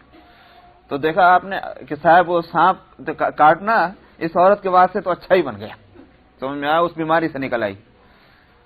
حقیقت یہ ہے کہ اللہ سبحانہ و تعالی نے دنیا میں کوئی چیز ایسی نہیں پیدا کی کہ جس میں نفع اور نقصان، اچھائی اور برائی دونوں نہ ہو. شریعت کیا کرتی ہے؟ آ کر شریعت یہ کرتی ہے کہ جن چیزوں میں نقصان اور برائی غالب ہے اس سے روک دیتی ہے، جس میں اچھائی اور فائدہ غالب ہے اس کی اجازت دے دیتی.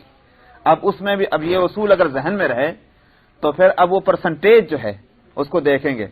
اگر 50-50 کے قریب ہے یا 50 اور 60 ہے تو پھر کیا ہوگا؟ اس کو کہا گا اجازت ہے. مطلب یہ ہے کہ اچھا تو نہیں ہے، اجازت ہے. اور اگر دیکھا جاتا ہے کہ یہ اس میں اچھائی غالب ہے تو اس میں اور فضیلت ہو جاتی ہے کہ نہیں، اس کو کرنا چاہیے. مثال کے طور پر کھانے پینے کی چیزوں، تو کھانے پینے کی چیزوں میں جو نبی کریم صلی اللہ علیہ وسلم کے بارے میں کہ آپ کو فلاں چیز پسند تھی، یقین یہ ہے کہ اس چیز کے اندر فائدہ اتنا غالب ہے کہ نبی کریم صلی اللہ علیہ وسلم نے اپنے عمل سے اور اپنی پسندیدگی سے اس کو ظاہر کر دیا.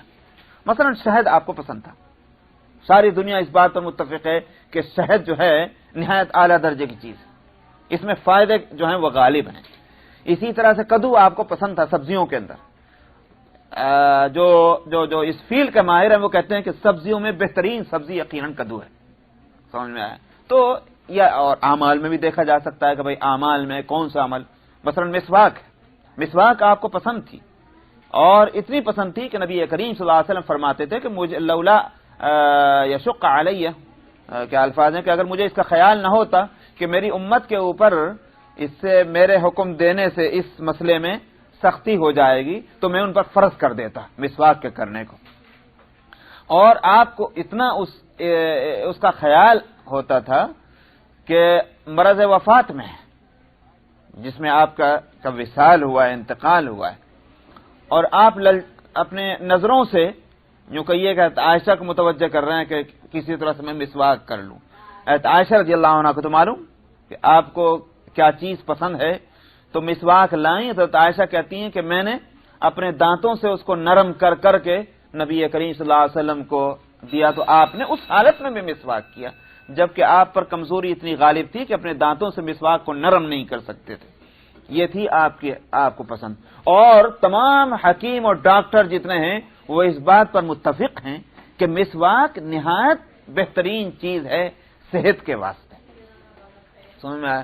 تو یہ میں نے کہا کہ جس چیز میں جو ہے اچھائی غالب ہوگی اس کو اجازت کے درجے میں نہیں بلکہ اور اس کی فضیلت ہو جائے گی. تو اب یہاں کیا ہے، جن چیزوں میں جب یہ ہوا کہ معلوم ہوتا ہے کہ اچھائی اور برائی برابر ہوگی، سمجھ میں آیا، تو اس کو دے دی گئی اجازت، کسی وقت میں اجازت دے دی. لیکن برائی کا خیال کرتے ہوئے آگے چل کر کے اس کی ممانعت کر دی. یہ میں نے ساری تقریر اس لیے کی، اس واسطے محدثین اور فقہا جو ہیں ممانعت والی چیز کو لے لیتے ہیں، ممانعت کے پہلو کو لے لیتے ہیں، اجازت کو چھوڑ دیتے ہیں. تو اب اس واسطے یہاں تعویل کیا کی گئی، اجازت پہلے ہوگی، ممانعت والی بعد میں ہے، اور اسی کو ہم لے لیں گے. دوسرا مسئلہ کیا ہے یہاں دوسرا سوال یہ ہے کہ قرضہ آپ نے لیا تھا صدقے والے اونٹ سے جو ہے، یعنی بیت المال سے کیسے آپ نے اس کا قرضہ ادا کیا؟ بات سمجھ میں آئی نہیں؟ بیت المال سے آپ کیسے قرضہ ادا کر رہے ہیں؟ وہ تو صدقے کا اونٹ ہے. اس کا جواب جو ہے، ایک تو آگے حدیث آ رہی ہے اور ایک اور روایت ہے جو یہاں نہیں ہے، کسی کتاب میں نے دیکھی تھی. اب مجھے اس وقت میرا خیال یہ ہے کہ وہ کون سی کتاب میں ہے، شاید مسلم کے اندر ہے. مسلم شریف میں اس کو مسلم سے لیا انہوں نے. مسلم ہی میں ایک اور روایت ہے، اس میں یہ کہ نبی کریم صلی اللہ علیہ وسلم نے خریدا اونٹ کو، اور خرید کر کے پھر یہ حکم دیا کہ خرید لو، بیت المال سے خرید لو اور خرید کر اس کا قرضہ چکا دو. یہ مسلم میں دوسری روایت ہے. تو اس سے یہ شبہ دور ہو جاتا ہے. تو اس کا مطلب یہ قرضہ آپ کا اپنا تھا، بیت المال سے قرضہ ادا نہیں کیا بلکہ بیت المال سے اونٹ خریدا اور پھر اس کو دیا. اس خریدتے وقت میں ابو رافع نے کہا تھا یا رسول اللہ یہ تو اعلیٰ درجے کا ہے، تو آپ کا تو نقصان ہو جائے گا، اس لیے کہ $100 کا مال ہے، قرضے میں آپ دے رہے ہیں $150 کا. تو اس کو آپ نے فرمایا کہ نہیں، کوئی حرج نہیں، دے دو، اس لیے کہ جو شخص قرضہ دینے کے وقت میں زیادہ اچھا معاملہ کرے گا، زیادہ لوٹا دے یا اچھی طرح سے لوٹا دے، یہ اللہ کو پسند ہے. اس کو سود نہ کہا جائے. سود جب ہوتا ہے جب قرضہ دینے والا زیادتی کا مطالبہ کرے، جب وہ سود بنے گا. قرضہ دینے والا اپنی طرف سے مزید دے رہا ہے، اس کا مطالبہ نہیں، اس کو سود نہیں کہیں گے. بس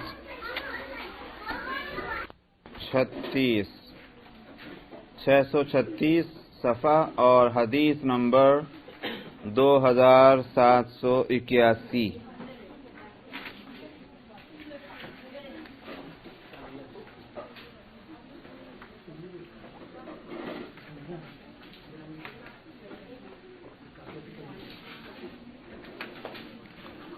بسم اللہ الرحمن الرحیم. وعن ابی ہریرۃ ان رجلا تقاضى رسول اللہ صلی اللہ علیہ وسلم فاغلظ له فهم اصحابه فقال دعوه فان لصاحب الحق مقالا واشتروا له بعيرا فاعطوه اياه قالوا لا نجد الا افضل من سنه قال اشتروه فاعطوه اياكم فإن خيركم أحسنكم قضاءً. یہ پہلی جو حدیث گزری تھی وہ ذہن میں اگر نہیں ہے تو اس کو لے لیجئے، جس پہ میں نے کہا تھا کہ آگے ایک اور حدیث آ رہی. پہلی حدیث میں یہ آیا تھا کہ نبی کریم صلی اللہ علیہ وسلم نے ایک اونٹ قرضے پر لیا تھا اور پھر صدقے کا اونٹ آیا تو آپ نے اس سے وہ قرضہ چکانا چاہا کہ قرضے کے بدلے میں وہ اونٹ دے دیا جائے. اور جس کو آپ نے حکم دیا تو اس نے کہا کہ یا رسول اللہ جو اونٹ آپ دے رہے ہیں، جس کا حکم آپ دے رہے ہیں، وہ اعلیٰ درجے کا ہے اس اونٹ کے مقابلے میں کہ جو آپ نے لیا تھا. آپ نے فرمایا ہاں دے دو, یہی اچھی بات ہے. تو یہ حدیث گزری تھی.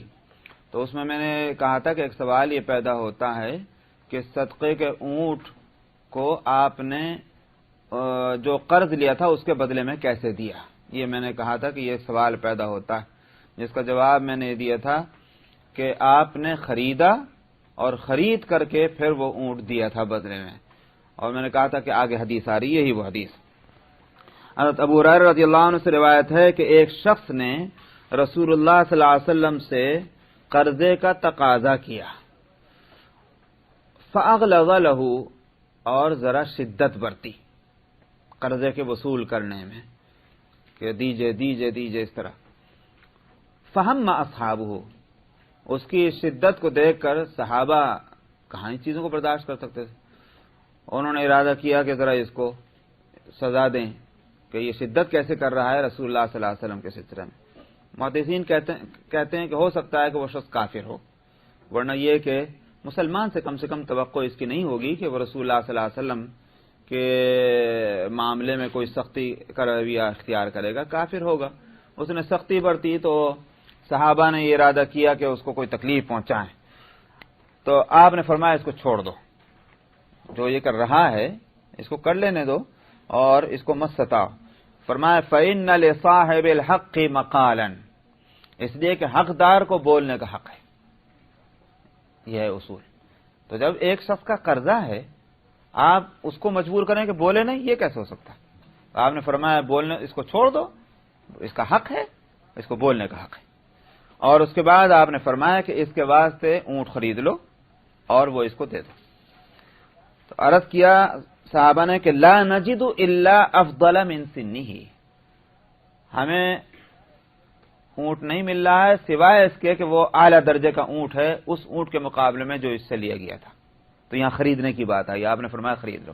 تو وہ حدیث اور حدیث کو ملایا جائے تو یوں کہا جائے گا کہ یہ ایک ہی واقعہ ہے. وہاں صدقے کا ذکر ہے, یہاں صدقے کا ذکر نہیں. وہاں خریدنے کا ذکر نہیں ہے, یہاں خریدنے کا ذکر ہے. تو واقعہ ایک ہی ہے.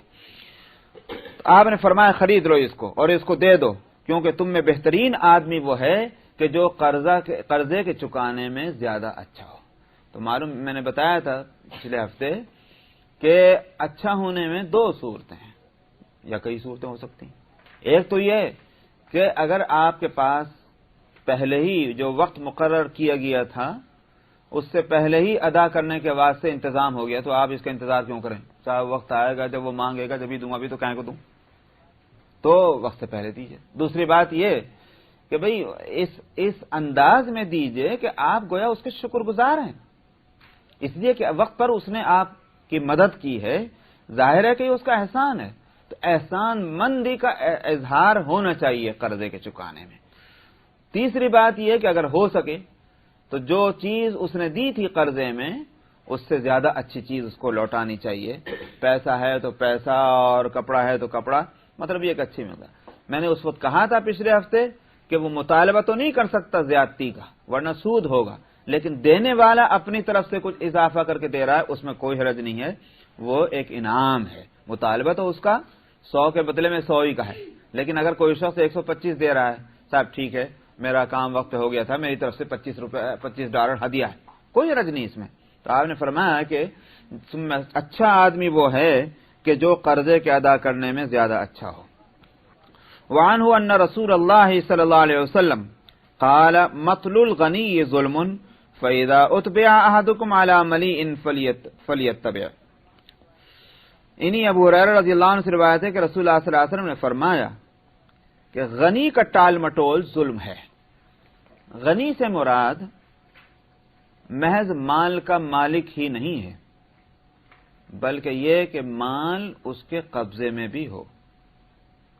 یہ میں اس لیے کہہ رہا ہوں کہ مثال کے طور پر ایک شخص ہے تو مالدار مگر ہاتھ میں نہیں اس وقت, کہیں ہے, تو اب اس صورت میں اگر وہ ٹال لائے گا بھائی ابھی نہیں میں دے سکتا, اس کو ظلم کیسے کہیں گے, وہ تو ہے ہی نہیں اس کے پاس.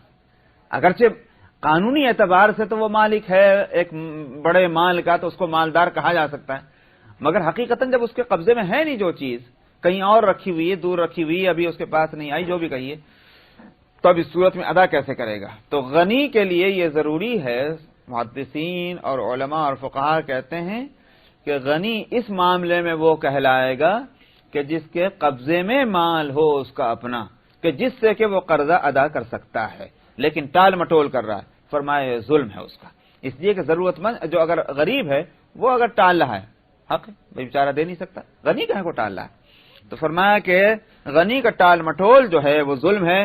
پھر جب تم میں سے کوئی شخص ایسا ہو کہ دعویٰ کیا جائے، یعنی مال کسی کے ذمہ قرضہ ہے اور وہ دیتا نہیں اور وہ غنی بھی ہے، تو اب اس کے خلاف دعویٰ لے کر آئے کوئی شخص، علی ملی ان کا لفظ آتا ہے، ملأ یملؤ کے معنی آتے ہیں بھرنے کے، یعنی ایک شخص جو ہے اس کے پاس اتنا مال بھرا ہوا ہے کہ وہ اپنا قرضہ چکا سکتا ہے مگر نہیں دے رہا ہے، تو ملی کا لفظ اسی واسطے یہاں آیا ہے۔ تو فرمایا کہ اگر کسی مالدار کے مقابلے میں دعویٰ کیا جائے تو اس کے دعوے کو قبول کیا جائے، یہ نہیں ہے کہ صاحب وہ بیچارہ وہ جو قرض والا ہے اس کو مقروض نہ پیسے دے رہا ہے، وہ اپنا دعویٰ لے کے جاتا ہے تو کوئی اس کی بات سننے کو، فریاد بھی سننے کو تیار نہیں، فرمایا اس کی فریاد کو سنو اور اس کی مدد کرو۔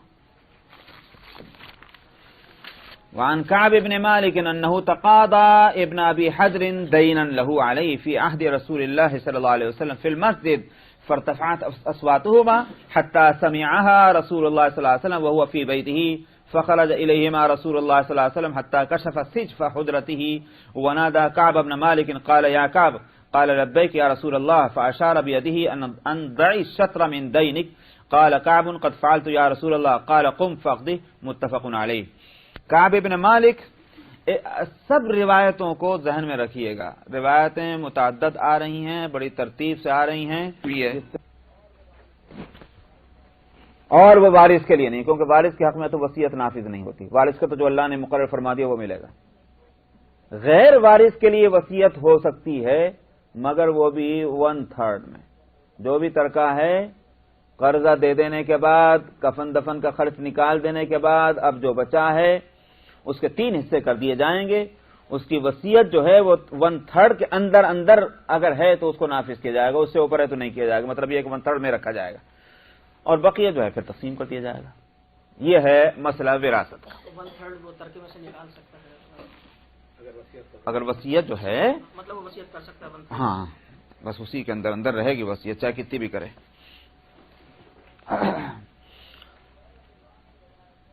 حضرت ابو ہریرہ رضی اللہ عنہ سے روایت ہے اور نبی کریم صلی اللہ علیہ وسلم سے وہ روایت کرتے ہیں کہ آپ نے فرمایا جس نے لوگوں کا مال لیا، یعنی مطلب قرضے میں، اور اس نے اس کو ادا کرنے ہی کا ارادہ کیا ہوا ہے، عد اللہ عنہ، اللہ اس کی طرف سے ادا فرما دیں گے، مطلب اس کی طرف سے ادا کرنے کے معنی یہ ہے کہ اللہ اس کو آسانی دیں گے، سہولت دیں گے، ایسی صورتیں ہوں گی کہ وہ ادا کر دے گا۔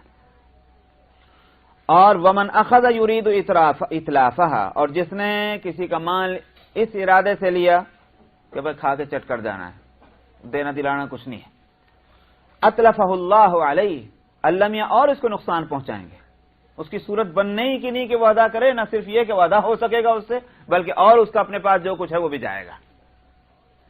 یہ ہے اس لیے اس کو کہتے ہیں، کیا کہتے ہیں نا بھائی، نیت بخیر منزل آسان، نیت اگر بخیر ہے اللہ اس میں سہولتیں دیتے ہیں، تو نیت یہی رہنی چاہیے۔ اب یہ جو مہر ہے یہ قرضہ ہی تو ہے، مہر بالکل قرضہ ہے، نہ بندھوانے والے نیت کرتے ہیں نہ باندھنے والے نیت کرتا ہے کہ دینا ہے، ایک رسم ہے جو چل رہی، بس ختم، اور اس کے بعد نہ وعدہ ہوتا ہے نہ اس کا قصہ ختم ہوتا ہے، بلکہ اور وہ تو دیکھا دیکھی یہاں تک ہو گیا کہ اگر وہ شوہر کو اللہ کا ڈر ہو اور وہ کسی سے مسئلہ پوچھ پاچھ کر کے اس کو خیال آئے لاؤ بھائی جا کے مہر چکا دو، اور وہ مہر دینے بیٹھے تو وہ بیوی لڑنے بیٹھتی، کیوں بھائی میرا قصہ آج ہی کہیں کو ختم کر رہے، سمجھ میں آیا؟ تو یہ الگ مشکل ہے، اس لیے مہر قرضہ ہے وہ دینا چاہیے تھوڑا، اس لیے جب یہ ہوگا دینا ہے تو بندھے گا بھی اسی حساب سے، لیکن یہ کہ آپ ذرا تصور کیجئے ایک صاحب کا کسی جگہ کے وہ سجادیں ابھی بھی ہیں، وہ زندہ ہیں کہ نہیں میں نے بہت عرصہ ہو گیا ان کو دیکھا تھا، ہوں گے اس لیے کہ کوئی زیادہ عمر نہیں تھی، بہرحال ان کا جو ان کی شادی ہوئی تو معلوم ہے کتنا، 40 من سونا مہر بندہ تھا۔ یہ کوئی مہر ہے؟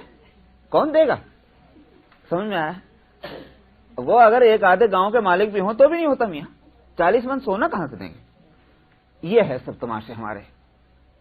تو اس لیے قرضے کے بارے میں یہ ہے کہ ارادہ ادا ہی کرنے کا یقینی طور پر رکھنا چاہیے اور اس کی فکر کرنی چاہیے.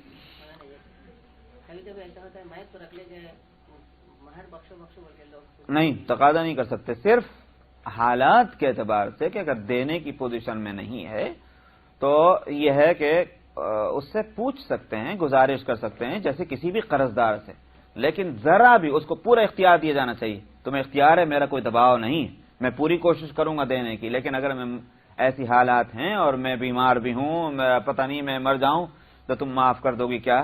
پوچھنا چاہیے، اور اگر نہیں تو بہرحال اس کی وصیت کرنی چاہیے. قرض ہے. وعن ابي قتادة قال قال رجل يا رسول الله أرأيت إن قتلت في سبيل الله صابرا محتسبا مقبلا غير مدبر يكفر الله عني خطاياي؟ فقال رسول الله صلى الله عليه وسلم نعم. فلما أدبر ناداه فقال نعم إلا الدين كذلك قال جبريل. ابو قتادہ سے روایت ہے، انہوں نے کہا کہ ایک شخص نے عرض کیا یا رسول اللہ آپ کیا فرماتے ہیں اگر میں اللہ کے راستے میں مار دیا جاؤں اس حالت میں کہ میں صبر کرنے والا ہوں گا اور اپنے اعمال کا حساب و کتاب کرنے والا ہوں گا، مطلب یہ ہے کہ غافل نہیں. محتسب کے معنی یہ ہے کہ بہت بیدار ہوں گا. مقبلن، اور میں دشمن کا مقابلہ کرنے والا ہوں گا. غیر مدبرین، میں اس کے سامنے سے بھاگنے والا نہیں. تو بھاگنا دشمن کے سامنے سے بزدلی کے ساتھ یہ تو جرم ہے، اس لیے میں اس کا مقابلہ کروں گا. تو اس صورت میں اگر میں مارا جاؤں تو اللہ میری خطاؤں کو معاف فرما دیں گے کیا؟ اس کا کفارہ کر دیں گے کیا؟ ظاہر ہے کہ بھئی اس کا جواب کیا ہوگا؟ جو اتنے ایک ایسا مومن جو ہے اس کے بارے میں تو یہی جواب ہے کہ ہاں. رسول اللہ صلی اللہ علیہ وسلم نے فرمایا ہاں. فلما ادبر، جب وہ جانے لگا پیچھے تو آپ نے اس کو پکارا اور پکار کر آپ نے فرمایا ہاں مگر قرضہ. اور آپ نے فرمایا کہ اسی طرح جبریل نے آگے کہا ہے. اتنی دیر میں جبریل نے آگے کہا کہ وہ بات نامکمل رہ گئی، آپ نے ہاں کہہ دیا، قرضے کو اس کو ایگزم کیجئے. تو قرضہ اگر ہے وہ نہیں معاف ہونے کا، ساری خطائیں معاف ہو جائیں گی مگر قرضہ نہیں. کیوں؟ اس لیے کہ وہ بندے کا حق ہے. تو بندے کا حق کو اللہ نہیں معاف کریں گے، وہ بندہ ہی معاف کرے یا ادا ہو جائے.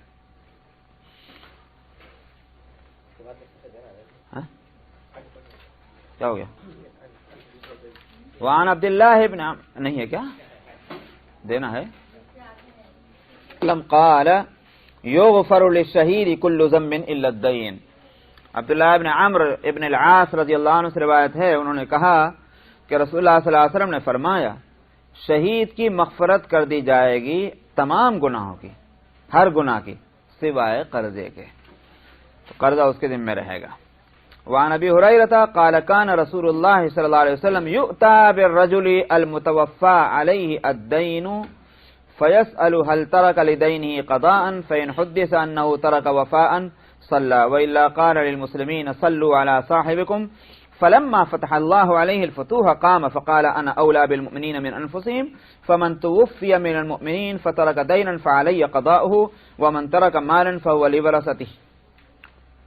یہ حدیث تو جو مسئلے کے لیے آ رہی مگر اس میں ایک اور مسئلہ ہے، اور اس بات کو سننے کے واسطے سینہ ذرا مضبوط کرنا پڑے گا. سمجھ میں آیا؟ تھوڑا ایمان کو کم کرنا پڑے گا. ایمان زیادہ ہو جائے گا تو ہو سکتا ہے کہ میں اور آپ رونے لگ جائیں. واقعہ تو یہ ہے. ایمان کم ہے تو پھر تو اپنا ٹھیک ہے، جو چاہے ہوتا رہے. ابو ہریرہ رضی اللہ عنہ سے روایت ہے، انہوں نے کہا کہ رسول اللہ صلی اللہ علیہ وسلم کا معاملہ یہ تھا کہ جب کسی شخص کا جس کا انتقال ہو گیا اس کا جنازہ لایا جاتا اور اس پر قرضہ ہوتا تو آپ پوچھتے کہ کیا اس نے کچھ اپنے قرضے کے لیے، قرضے کو ادا کرنے کے واسطے کچھ چھوڑا ہے. اگر آپ کو بتلایا جاتا کہ ہاں اس نے چھوڑا ہے تو آپ نماز پڑھ لیتے، ورنہ فرما دیتے مسلمانوں کو کہ اپنے ساتھی کی تم لوگ نماز پڑھ لو. یہ تو بات پہلے بھی آ چکی، مطلب یہ کہ وہاں تفصیل چاہیے، ایک آپ کا معمول بتا دیا. پھر جب اللہ سبحانہ و تعالی نے فتوحات دی، سمجھ میں آیا، کئی ملک فتح ہوئے اور وہاں سے غنیمت کے مال آنے لگے مدینے میں، تو اس کے بعد آپ کھڑے ہوئے ایک روز اور آپ نے خطبہ دیا، تقریر فرمائی، اور آپ نے فرمایا کہ مسلمانوں کے واسطے میں ان کی جانوں سے زیادہ قریب میں ہوں، یعنی مطلب یہ ہے کہ میں زیادہ حق رکھتا ہوں ان کی اپنے جانوں کی بنسبت، میں زیادہ حق رکھتا ہوں۔ انا اولا بالمؤمنین من انفسہم۔ آپ نے فرمایا کہ مسلمانوں میں سے جس شخص کا انتقال ہو جائے اس حالت میں کہ اس نے قرضہ چھوڑا ہے، میرے ذمہ ہے اس قرضے کو ادا کرنا۔ ہے یہ بات؟ رسول اللہ صلی اللہ علیہ وسلم جو ہیں وہ مسلمانوں کے قرضے کی ذمہ داری لے رہے ہیں۔ مسلمان کو کیا کرنا ہے؟ ہم کتنے ذمہ دار ہیں اللہ کے رسول کے؟ یہی ایک مسئلہ ہے۔ آپ نے حجۃ الوداع میں قربانی کی اور ایک موقع پر آپ نے فرمایا یہ قربانی میری امت کی طرف سے ہے۔ ہم بھی قربانیاں کرتے ہیں، کبھی یاد کرتے ہیں اللہ کے رسول کو؟ آپ نے ہماری دنیا اور ہماری آخرت کے لیے، یہ تو دنیا کا مسئلہ ہے قرضے کا نا، ہماری دنیا کے لیے، ہمارے دین کے لیے آخر دم تک فکر کی ہے، آخر دم تک۔ ظاہر ہے کہ جس امت کے لیے آپ قربانی دے رہے تھے وہ امت آپ کی زندگی میں جو تھی اسی کے لیے نہیں بلکہ قیامت تک کے لیے، اور یہ فرمایا تھا کہ جو ان کی طرف سے کہ جو قربانی نہ دے سکیں ان کی طرف سے میں یہ میری قربانی ہے۔ تو بات یہ ہے کہ اصل میں ایک آدمی دوسرے کو یاد رکھتا ہے اور دوسرے کی فکر کرتا ہے اور دوسرے کی طرف سے کوئی کام کرتا ہے کب؟ تعلق ہو جب، یا بے تعلقی ہو جب، خیال ہو جب یا بے خیالی ہو جب۔ آپ کو اپنی زندگی کے ہر موقع پر ہمارا خیال رہا اور ہماری حالت یہ کہ خیال ہی نہیں آتا، اور یہ کہ آپ کا دین پہ کیا گزر رہی ہے، آپ کے شخصیت پر کیا گزر رہی ہے، بس اللہ تعالیٰ بس یہ کہ کیا ہوگا، ہم کس منہ سے آپ کے سامنے جائیں گے قیامت میں پتہ نہیں، اللہ کو معلوم ہے۔ فرمایا کہ مسلمانوں میں جس کی وفات ہو جائے اور وہ قرضہ چھوڑے میرے ذمہ ہے اس کا قرض ادا کرنا، اور جس نے مال چھوڑا وہ اس کے وارثوں کا ہے۔ یہ نہیں کہ میں مال میں بھی حقدار ہو جاؤں، قرضہ ہوگا میری طرف سے ادا، مال جو چھوڑا وہ وارثوں کا ہوگا۔ یہ ایک طرفہ معاملہ۔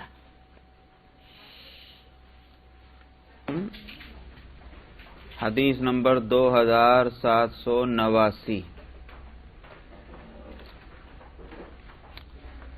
بسم اللہ الرحمن الرحیم۔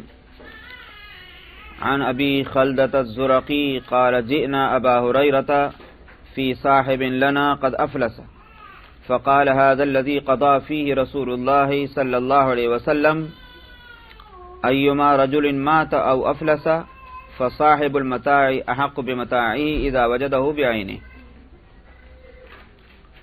ابو خلدہ زرقی سے روایت ہے، انہوں نے کہا کہ ہم ابو ہریرہ رضی اللہ عنہ کے پاس اپنے ایک ساتھی کو لے کر آئے جو مفلس ہو گیا تھا۔ یہ باب چل رہا ہے باب الافلاس والانذار، یعنی جو شخص مفلس ہو جائے اور مہلت دینے کا مسئلہ۔ تو مفلس ہو گیا، حاصل یہ ہوا کہ اس کے پاس جو سامان تھا وہ قرضے میں چلا گیا۔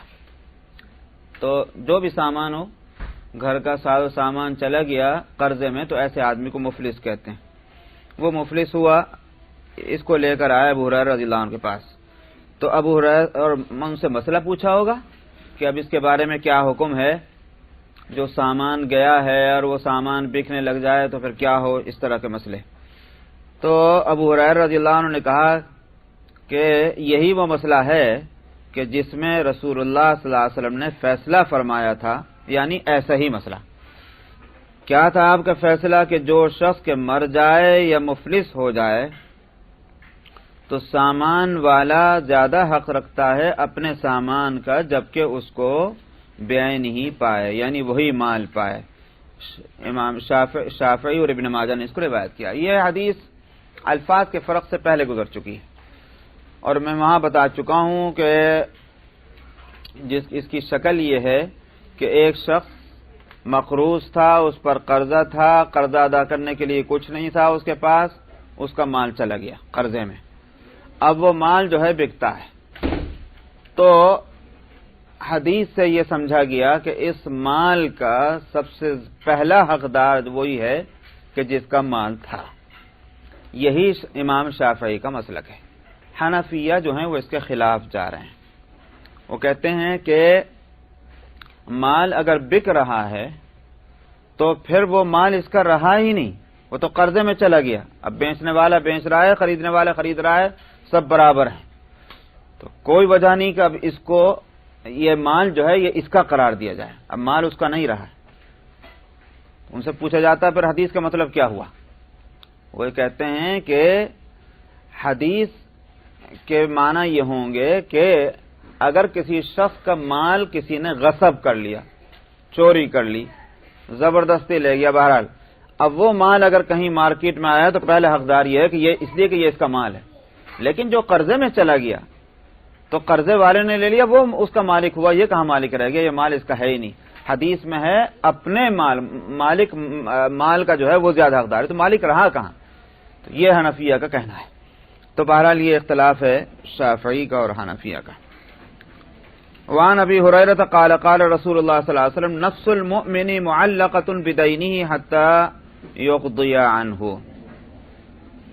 ابو ہریرہ رضی اللہ عنہ سے روایت ہے، انہوں نے کہا کہ رسول اللہ صلی اللہ علیہ وسلم نے فرمایا مومن کا نفس یعنی اس کی جان لٹکی ہوئی رہتی ہے قرضے کے ساتھ جب تک کہ اس کو ادا نہ کر دیا جائے. لٹکی ہوئی رہنے کے معنی یہ ہے کہ ایک مومن کو داخل ہونا چاہیے جنت میں، لیکن جنت میں نہیں جا پا رہا ہے، قرضہ جو اس کے ذمہ لگا ہوا ہے اس کی وجہ سے. زندگی میں جب تک قرضہ نہیں چکا دے گا اس کی جان لٹکی ہوئی رہے گی، یعنی اس کو جنت کا مستحق نہیں سمجھا جائے گا. زندگی میں قرضہ ادا کر لے یا اس کا انتظام کر لے، اب جان اس کی چھوٹ گئی، وہ جنت میں جا سکتا ہے.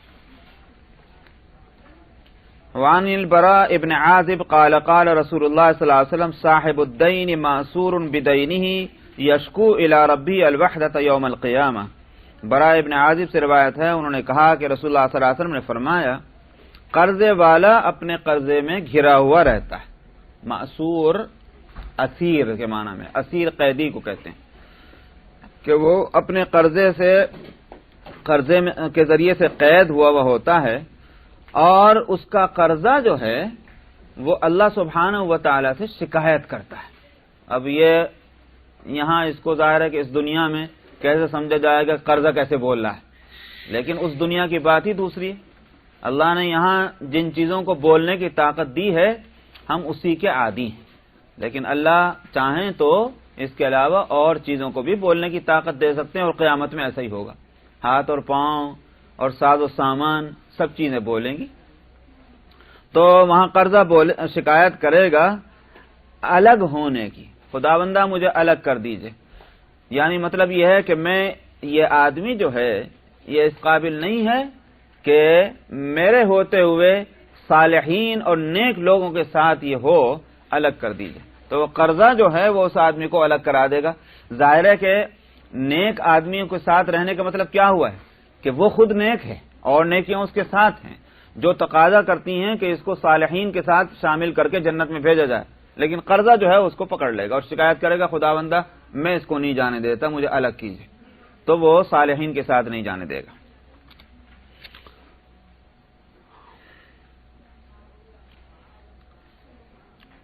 وروی ان معاذا كان يدان فأتى غرماؤه إلى النبي صلى الله عليه وسلم فباع النبي صلى الله عليه وسلم ماله كله في دينه حتى قام معاذ بغير شيء. اور یہ بھی روایت کیا گیا ہے کہ معاذ رضی اللہ عنہ، معاذ ابن جبل رضی اللہ عنہ قرضہ لیا کرتے تھے. تو قرضدار ان کے جو تھے وہ نبی کریم صلی اللہ علیہ وسلم کے پاس آئے، مطالبہ کیا یا رسول اللہ ہمارا قرضہ دلا دیجئے. معاذ ابن جبل کے ذمہ جو ہے، نبی کریم صلی اللہ علیہ وسلم نے معاذ کا سارا سامان بکوا دیا اور قرضہ ادا کر دیا، یہاں تک کہ معاذ جو ہیں اس طرح کھڑے ہوئے کہ ان کے پاس کچھ نہیں تھا.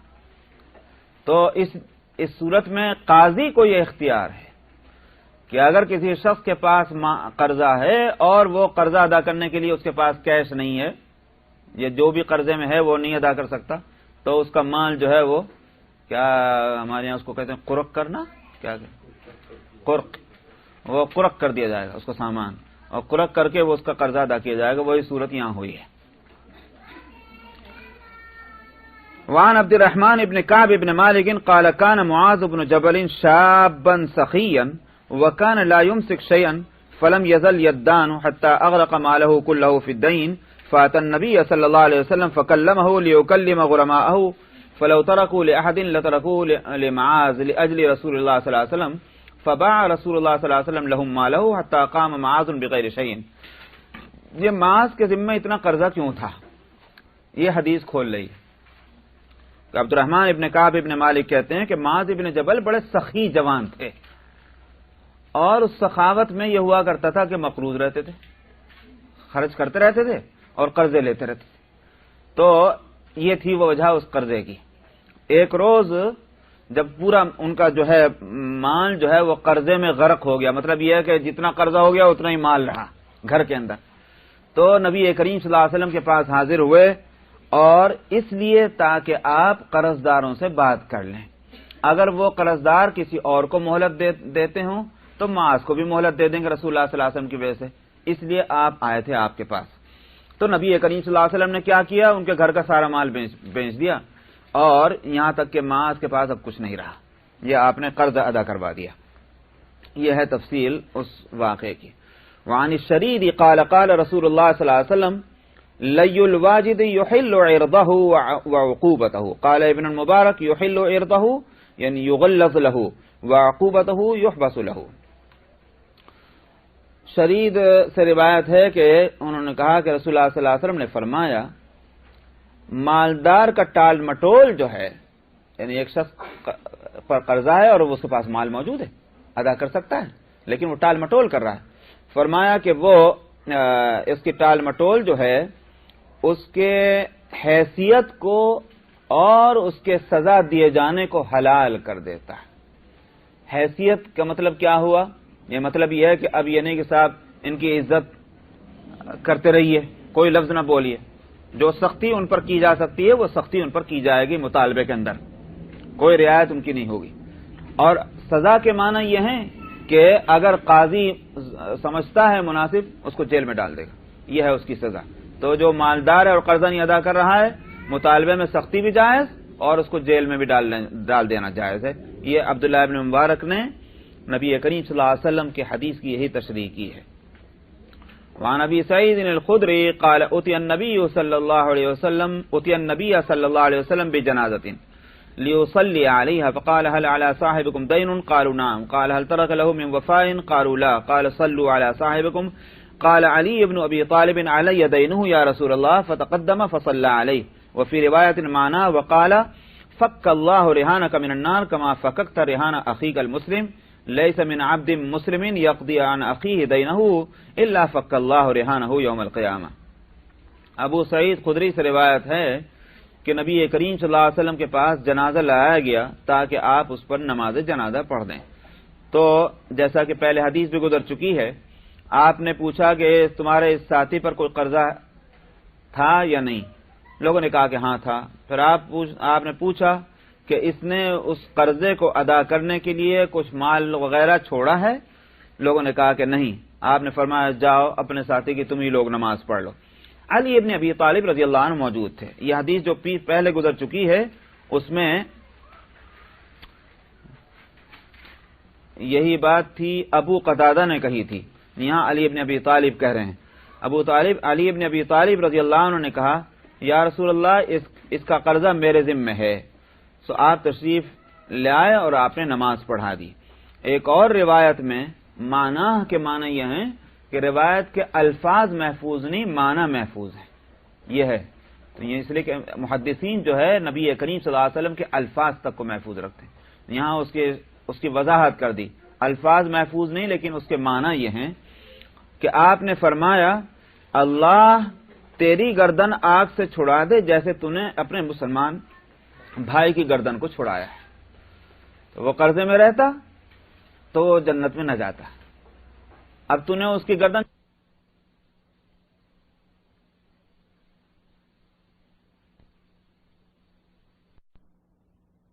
چھڑائے گا. تو اس لیے مسلمان اگر کسی کا قرض ادا کریں تو یہ بہت اچھی بات ہے، اور اس سے ان کے یوں کہیے کہ سزا میں کمی ہوگی اور درجوں میں بلندی ہوگی۔ وعن ثوبان قال قال رسول اللہ صلی اللہ علیہ وسلم من مات وهو بريء من الكبر والغلول والدين دخل الجنہ۔ ثوبان سے روایت ہے، انہوں نے کہا کہ رسول اللہ صلی اللہ علیہ وسلم نے فرمایا جو شخص اس حالت میں مرا کہ وہ تکبر کرنے سے اور خیانت دھوکہ دینے سے اور قرضے سے بری ہے، جنت میں داخل ہوا۔ تو یہ 3 برائیوں سے جو شخص بچا ہوا رہا، نہ تکبر کرتا رہا، نہ کسی کو دھوکہ دیا، مال میں خیانت کی، اور قرضہ بھی اپنے ذمہ لے کر نہیں مرا، جنت میں جائے گا۔ وعن ابی موسیٰ عن النبی صلی اللہ علیہ وسلم قال ان اعظم الذنوب عند اللہ ان یلقاء بها عبد بعد الكبائر التي نهى الله عنها ان يموت رجل وعليه دين لا يدع له قضاء۔ اس پہلی حدیث کے معنی یہ نہ سمجھے جائیں کہ اچھا تو بس تو ٹھیک ہے، نہ ہم تکبر کریں، نہ کسی کو دھوکہ دیں، اور نہ قرضہ اپنے ساتھ لے کے جائیں، اب کیا ضرورت ہے نماز پڑھنے کی، روزہ رکھنے کی، چلو چھوڑو، وہ نہ سمجھا جائے۔ یہ حدیث آگے آ رہی ہے، کیا کرنا پڑے گا؟ اچھا سے روایت ہے، اور نبی کریم صلی اللہ علیہ وسلم سے وہ روایت کرتے ہیں ابو موسیٰ اشعری، آپ نے فرمایا اللہ کے نزدیک سب سے بڑا گناہ یہ ہے کہ اللہ سبحانہ و تعالی سے وہ شخص اس حالت میں ملے، اور یہ سب سے بڑا گناہ جو ہے وہ ان بڑے گناہوں کے بعد کہ جن سے اللہ نے روکا ہے۔ تو اللہ نے روکا ہے، نماز چھوڑنے سے نہیں روکا، روزہ چھوڑنے سے، زکوٰۃ نہ دے دینے سے، یہ ساری برائیاں۔ ان کے بعد سب سے بڑا گناہ کون سا ہے؟ سمجھ میں آیا؟ تو فرمایا کہ وہ کہ اللہ سے اس حالت میں کوئی شخص مرنے کے بعد ملے کہ اس کے ذمہ قرضہ ہو اور اس نے قرضہ ادا کرنے کے لیے کچھ نہیں چھوڑا ہو، یہ سب سے بڑا گناہ ہے ان کبائر کے بعد جن سے اللہ نے روکا ہے۔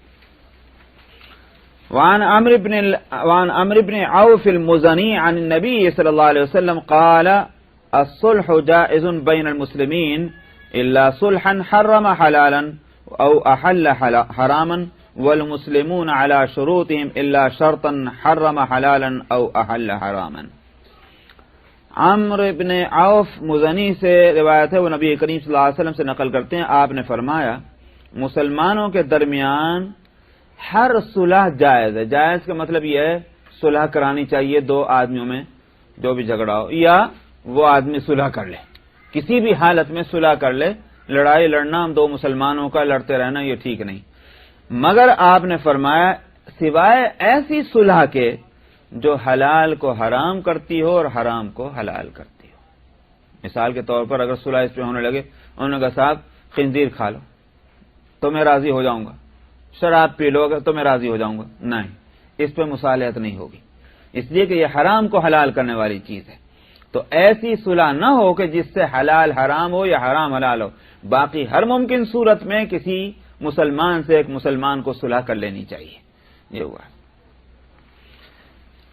تو آپ نے فرمایا کہ مسلمان اپنی تمام شرطوں پر ہوں گے، یعنی مطلب کیا ہے؟ صلح کے لیے کوئی نہ کوئی شرط ہوگی، یہ بات مان لو تو ہمارا جھگڑا ختم، اور پھر ان شرطوں کی پابندی کرنی ضروری ہے مسلمانوں پر۔ فرمایا کہ مسلمان جو بھی کنڈیشن لگائیں وہ کنڈیشن کی پابندی کرنی ہے، بشرطے کہ ایسی کنڈیشن نہ ہو کہ جس سے حرام کو حلال کیا جائے یا حلال کو حرام۔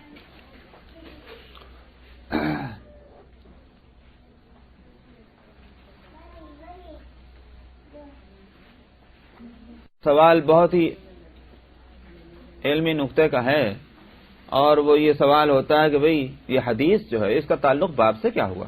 باب تو چل رہا ہے افلاس اور انذار کا، مفلس ہو جانے کا اور مقروض کو مہلت دینے کا، مگر اس حدیث میں صلح کی بات آئی، تو صلح کا اس باب سے کیا تعلق؟ یہ حدیث اس باب میں کیوں لائیں؟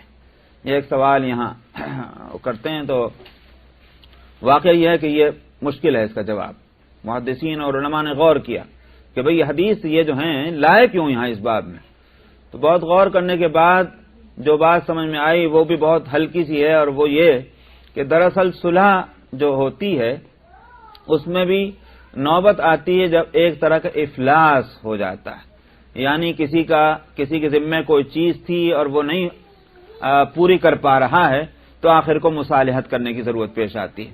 تو یہ تھوڑا سا ایک قرینہ ہے کہ جس کی وجہ سے اس حدیث کو یہاں لائیں. آگے چلوں؟ 5 منٹ ہیں.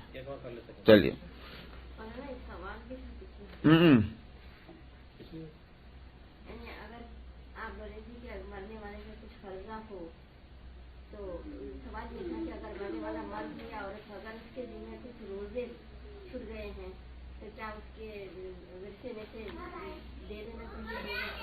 ایک بات دوسری یہاں، ایک تو قرضے کا جو ذکر چل رہا ہے پہلے تو میں بتلا دوں، یہ قرضہ ہے مالیات سے متعلق، یعنی کسی آدمی کا قرضہ کسی پر ہے جس کو بندوں کے حقوق کہتے ہیں. یہاں حدیثیں تو وہ چل رہی ہیں. ایک ہے قرضہ اللہ کا، بلا شبہ وہ بھی ادا ہونا چاہیے، نماز ہے کہ روزے ہیں، حج ہے وغیرہ وغیرہ، زکوٰۃ ہے. یہ قرضے اللہ کے ہیں، بندوں کے حقوق نہیں، یہ اللہ کا حق ہے. اس کے لیے بھی یہ ہے کہ انسان جب تک زندہ ہے ان کو ادا کرے. نمازیں چھوٹ گئی نمازیں ادا کرے، روزے چھوٹ گئے روزے ادا کرے. اگر نمازیں جو چھوٹ گئی ہیں، روزے چھوٹ گئے ہیں، ان کو ادا کرنے کی طاقت نہیں ہے تو پھر اس کا فدیہ دے. اگر وہ اپنی زندگی میں نہیں دے پا رہا ہے تو وصیت کرے کہ میرے ذمہ اتنی نمازیں ہیں اور اتنے روزے ہیں، میں نہیں ادا کر سکا یا ادا کر سکی، لہذا ان کا فدیہ میرے مال سے دے دیا جائے. سمجھ میں آئے؟ یہ ٹھیک اس طرح سے تو اس کا مطلب یہ کہ اس کی جان چھوٹ گئی اور اللہ سبحانہ و تعالی یقیناً اس صورت میں اس کی باس پرس نہیں کریں گے کیونکہ اس نے انتظام کر لیا. لیکن اگر یہ سب نہیں ہوا ہے تو جس طرح سے لوگوں کے قرضے ادا کیے جائیں گے اور کیے جانے چاہیے، اسی طرح سے یہاں بھی یہ ہے کہ وہ اس کے فدیہ دیا جائے. مگر چونکہ اس نے وصیت نہیں کی ہے اس واسطے یہ قرض ایسا قرض نہ ہوگا کہ جو اس کے ترکے میں سے بغیر اجازت ورثاء کے ادا کیا جائے. ایک قرضہ ہے لوگوں کا، اس میں تو اجازت کی ضرورت نہیں ہے، وہ تو دینا ہے. لیکن یہ قرضہ ہے اللہ کا اور مال ہے بندوں کا حق ہو گیا، ترکہ جو ہے وہ بندوں کا حق ہو گیا. اس لیے بغیر اجازت ورثاء کے اس کے فدیہ نہیں ادا کیا جائے گا جبکہ اس نے وصیت نہیں کی ہے. سمجھ میں آئی نہیں بات؟ ہاں ترکے کی تقسیم ہو گئی، اب کوئی شخص ان ورثاء میں سب مل کر مشورہ کر کے یا چند وارث وہ کہیں کہ بھئی ہاں اس کے ذمہ روزے تھے، اس کے ذمہ نمازیں تھیں، ہم ادا کر دیتے ہیں اپنے حصے میں سے. درست ہے اور امید کی جاتی کہ اللہ تعالیٰ اس کو قبول فرما لیں گے. سمجھ میں آیا؟ کلیئر ہو گئی بات؟ چلیے.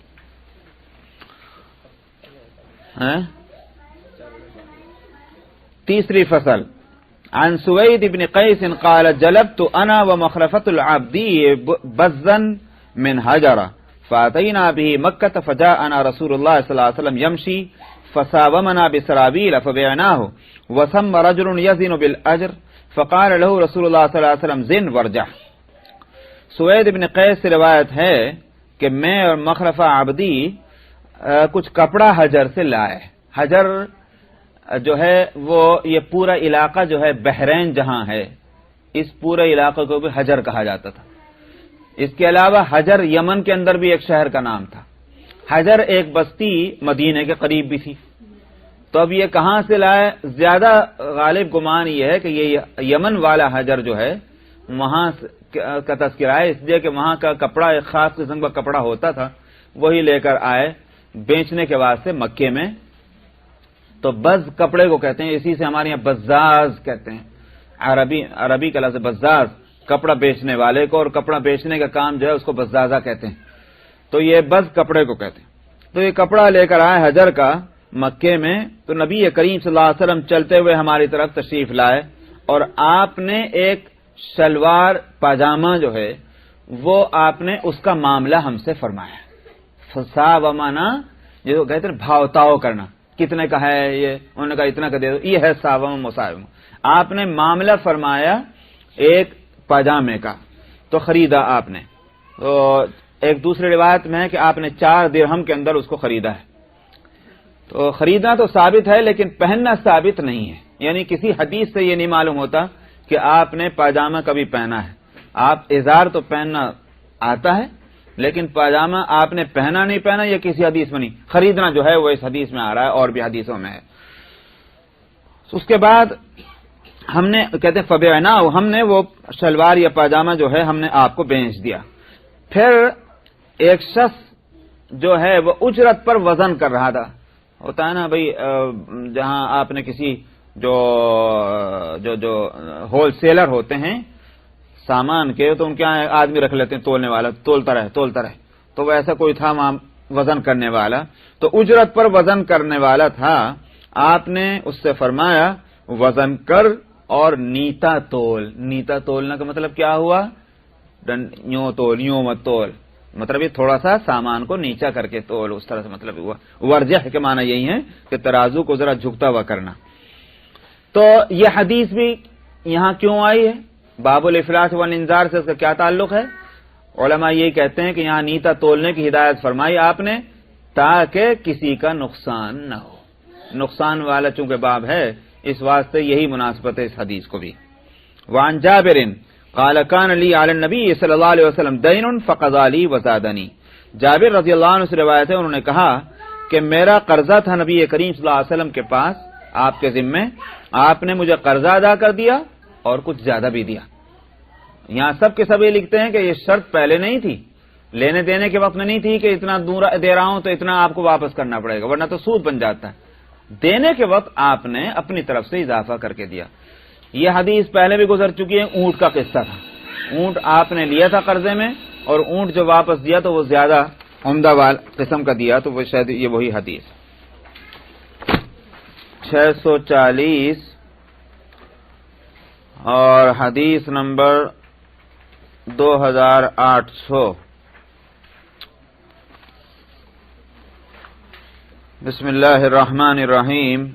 وعن عمران ابن حسین قال قال رسول اللہ صلی اللہ علیہ وسلم من كان له على رجل حق فمن اخره كان له بكل يوم صدقہ. عمران ابن حسین رضی اللہ عنہ سے روایت ہے، انہوں نے کہا کہ رسول اللہ صلی اللہ علیہ وسلم نے فرمایا کہ جس شخص کا کسی دوسرے آدمی پر حق ہو، سو جس نے یہ مہلت دی، اخرہ مطالبے میں مہلت دی، تاخیر کی اس نے لینے میں، تو فرمایا کہ ہر دن کے بدلے میں جو ہے وہ اس کا یہ عمل ایسا ہوگا جیسے اس نے کوئی صدقہ کیا ہے. تو اس سے تو اس کی فضیلت معلوم ہوئی. صدقے کا ظاہر ثواب ہوتا ہے. قرضے کی وصولیابی میں مہلت دینا معلوم ہوا کہ اس کا بھی ثواب ہے. صدقے سے مثال جو دی گئی وہ اس لیے دی گئی ہے کہ صدقے دینے کا مقصد یہ ہوتا ہے کہ کسی بھائی کو مالی فائدہ پہنچے، جو ضرورت مند ہے اس کو مالی فائدہ پہنچ جائے. یہاں جس کو قرضہ دیا ہے اور اس قرضے میں مہلت دی جا رہی ہے، مالی فائدہ اس کو ہو رہا ہے. ایک پہلو جو صدقے کا ہے اس کے مطابقت پائی جاتی ہے. دوسری بات یہ ہے کہ صدقہ جو ہے وہ صدقہ جب تک نہیں بن سکتا جب تک کہ کسی کی مدد کرنی ہے اللہ کو راضی کرنے کے لیے، اس کے بغیر وہ صدقہ نہیں بنے گا. اگر کسی اور وجہ سے ہو رہی وہ صدقہ نہیں ہے. اللہ کو راضی کرنے کے لیے دینا ہے تب ہے وہ صدقہ. یہاں بھی جو تاخیر کر رہا ہے ظاہر ہے کہ اس کی غرض یہی ہے کہ بھئی ایک آدمی ہے، ایک ضرورت مند ہے، جلدی مت کرو، اس سے وصول کرنے میں تنگ حال ہے، لا اور مہلت دے دو. نیکی کر رہا ہے. تو اس لیے دونوں لحاظ سے صدقے کی جو بات ہے وہ اس میں پائی جا رہی ہے کسی نہ کسی درجے میں. اس واسطے صدقے سے مثال دی کہ ہر دن کا وہ عمل جو ہے اس کو مہلت دینے کا وہ صدقہ سمجھا جائے گا. وعن سعد بن الاطول قال مات اخي وترك 300 دينار وترك ولدا صغارا فاردت ان انفق عليهم فقال لي رسول الله صلى الله عليه وسلم ان اخاك محبوس بدينه فاقض عنه. قال فذهبت فقضيت عنه ثم جئت فقلت يا رسول الله قد قضيت عنه ولن تبق الا امرأة تدعي دينارين وليست لها بينة. قال اعطها فانها صادقة. سعد ابن الاطول سے روایت ہے، انہوں نے کہا کہ میرے بھائی کا انتقال ہو گیا اور اس نے 300 دینار ترکے میں چھوڑے اور چھوٹے چھوٹے بچے بھی وارث چھوڑے، اولاد چھوٹی تھی. تو میں نے یہ ارادہ کیا کہ میں ان پر اس مال کو خرچ کروں، وہی اس کے وارث ہیں تو میں ان پر خرچ کروں۔ میں نے مجھ سے رسول اللہ صلی اللہ علیہ وسلم نے یہ فرمایا کہ تیرا بھائی جو جس کا انتقال ہو گیا وہ قرضے میں گھرا ہوا تھا، لہذا پہلے تو اس کا قرضہ ادا کر، اس کے ترکے، یہ میں نے لاسٹ ویک بتایا تھا، ترکے میں پہلی جو چیز ہے وہ ہے قرضوں کو ادا کرنا اور کفن دفن کا خرچ جو ہے وہ میں نے بتلایا تھا۔ تو آپ نے فرمایا کہ قرضہ ہے وہ قرض پہلے ادا کرو، جو بچے گا پھر بے شک اس کو وارثوں پر اس کو خرچ کیا جائے گا۔ تو راوی کہتے ہیں سعد بن اطول کہ میں چلا گیا اور میں نے قرضے ادا کر دیے، پھر میں حاضر ہوا آپ کی خدمت میں اور میں نے کہا یا رسول اللہ میں نے سارے قرضے ادا کر دیے ہیں اور کوئی باقی نہیں رہا سوائے ایک عورت کے جو 2 دینار کا دعویٰ کرتی ہے مگر اس کے پاس کوئی وٹنس نہیں ہے، کوئی گواہ نہیں ہے۔ تو تب اس صورت میں کیا کروں؟ اوروں کے گواہ تھے میں نے دے دیا، سب کے قرضے ادا ہو گئے، اس کے تو گواہ نہیں ہے۔ آپ نے فرمایا دے دو، فإنہا صادقہ، اس واسطے کہ وہ سچی ہے۔ یہاں علماء اس لفظ میں یہ کلام کرتے ہیں کہ آپ نے فرمایا سچی ہے تو کیا مطلب ہے؟ تو اس میں 3 باتیں کہی جاتی ہیں۔ ایک تو یہ کہ آپ کو وحی سے معلوم ہو گیا کہ یہ عورت جو ہے وہ جھوٹ نہیں بول رہی، سچ بول رہی، تو آپ نے اس کے مطابق اطلاع دے دی، یا کہ اس کے حالات سے آپ واقف ہیں کہ یہ جھوٹ نہیں بولتی تو ہمیشہ سچ بولتی ہے، اس معاملے میں بھی سچ بولے گی، تو آپ نے ذاتی طور پر واقفیت کی وجہ سے فرمایا۔ تیسرا جو ہے وہ امکان اس کا ہے کہ جب آدمی کوئی بات کہہ رہا ہے اور اس کے پاس اگرچہ گواہ نہیں ہے لیکن جب تک کہ اس بات کے لیے کوئی دلیل نہ مل جائے کہ یہ جھوٹ بول رہا ہے اس کو اپنی اصل سے سچا سمجھنا چاہیے، یہ معنی بھی لیے۔ تو جب تک ٹھیک ہے اس کے پاس گواہ نہیں ہے لیکن محض گواہ نہ ہونے کی وجہ سے کسی کو جھوٹا تو نہیں کہا جائے گا، سچا ہے اس کا قرض ادا کر دو، ہاں جھوٹا ہونا ثابت ہو جائے تو پھر بے شک نہیں ادا ہوگا۔ یہ اس تیسری بات سے اصول سامنے آتا ہے کہ اگر کوئی شخص جو ہے یہ دعویٰ کرے کہ صاحب فلانا آدمی جو ہے اس پر تو میرا قرضہ تھا تو ٹھیک ہے اس سے مانگا جائے گا پروف لاؤ، اگر کہے کہ بھائی میرے پاس تو پروف کوئی ہے نہیں تو جب تک کہ یہ بات نہ ثابت ہو جائے کہ بھئی یہ شخص جھوٹ بھی بولتا ہے، مثال کے طور پر یہی ہے کہ اس معاملے میں اس نے جھوٹ بولا ہے ثابت ہو جائے، تو جب تک یہ صورت نہ ہو تو اس کی بات کو بہرحال قبول کیا جانا چاہیے اور اس کے مطالبے کو پورا کیا جانا چاہیے۔ وعن محمد ابن عبد الله بن جحش قال كنا جلوسا بفناء المسجد حيث يوضع الجنائز ورسول الله صلى الله عليه وسلم جالس بين ظهرينا فرفع رسول الله صلى الله عليه وسلم بصره قبل السماء فنظر ثم طأطأ بصره ووضع يده على جبهته قال سبحان الله ماذا نزل من التشديد قال فسكتنا يومنا وليلتنا فلم نرى إلا خيرا حتى أصبحنا قال محمد فسألت رسول الله صلى الله عليه وسلم ما التشديد الذي نزل قال في الدين والذي نفس محمد بيده لو أن رجلا قتل في سبيل الله ثم عاش ثم قتل في سبيل الله ثم عاش ثم قتل في سبيل الله ثم عاش وعليه دين ما دخل الجنة حتى يقضي دينه۔ محمد ابن عبداللہ ابن جحش سے روایت ہے، ان کا کہنا یہ ہے، یہ عبداللہ ابن جحش بھی صحابی ہیں اور ان کے بیٹے محمد بھی صحابی ہیں رضی اللہ عنہما۔ انہوں نے کہا کہ ہم مسجد کے صحن میں، یہاں تو صحن گھروں کا نہیں مسجدوں کا نہیں لیکن وہ آپ کو ہندوستان میں یاد ہوگا، یعنی یوں کہیے کہ متعلقات مسجد، وہ حصہ جس میں نماز پڑھتے ہیں اس کے علاوہ جو کھلا ہوا حصہ رہتا ہے اس کو کہا جاتا ہے فنا مسجد۔ فنا کا ترجمہ ہمارے اردو میں صحن کے علاوہ کچھ نہیں ہوتا، اگرچہ صحن جو ہے وہ ہمارے ہاں مسجدوں میں مسجد کا حصہ ہوتا ہے، تو میں یوں کہیے ایک کورڈ مسجد ہے ایک انکورڈ ہے، تو اس کو ہمارے یہاں صحن کہتے ہیں جو انکورڈ ہے، لیکن عربی میں فنا جو ہے وہ کہتے ہیں وہ حصہ کہ جو نماز کے لیے استعمال نہیں ہو رہا ہے، سمجھ میں آیا، لیکن وہ ہے اس مسجد کی اسی باؤنڈری کے اندر، اس کو فناء مسجد کہا جاتا ہے۔ تو پارکنگ لاٹ خارج مسجد ہوتا ہے، یعنی خارج عمارت، وہ عمارت کے باہر ہوتا ہے، لیکن وہ اسی عمارت کے اندر اس باؤنڈری کے اندر ہے لیکن نماز کے لیے استعمال نہیں ہو رہا ہے، سمجھ میں آیا؟ کافی بڑا حصہ ہوتا ہے اپنے ہاں، وہ کہلاتا ہے فنائے مسجد۔ تو ہم فنائے مسجد میں بیٹھے تھے، اس طرح کے وہ جنازہ لا کر رکھا گیا۔ یہاں جن علماء کا مسلک یہ ہے فقہاء کا کہ جنازہ، خاص طور پر حنفیہ کا، کہ جنازہ مسجد میں نہ لایا جائے، وہ ان لفظوں کو جو ہے وہ دلیل میں لا رہے ہیں کہ دیکھیے جنازہ اس حدیث میں آ رہا ہے کہ جنازہ فنائے مسجد میں آتا تھا، مسجد کے اندر نہیں لایا جاتا تھا۔ تو حنفیہ کی کتابوں میں خاص طور پر یہ مسئلہ اسی طرح موجود ہے۔ اب خدا جانے کہاں سے دوسروں کے یہاں یہ بات ہے کہ وہ مسجد کے اندر لے آتے ہیں۔ اب یہ تو یہ کہ وہ ضرورت، مجبوری، مثال کے طور پر مسجد نبوی کے اندر یا حرم مکی کے اندر، تو اب اس کے علاوہ کوئی راستہ نہیں، اتنے بڑے مجمع کو کہاں لے کے جائیں گے؟ نماز کے لیے جنازے کو لانا ہی پڑتا ہے اندر۔ یہ تو یہ وجہ ہے، یہ ہو سکتا ہے کوئی اور دلیل ہو، مجھے معلوم نہیں، لیکن یہ کہ یہ دلیل تو ان لوگوں کے واسطے ہے کہ جو یہ کہتے ہیں کہ فنائے مسجد میں آئے، مسجد کے اندر نہیں۔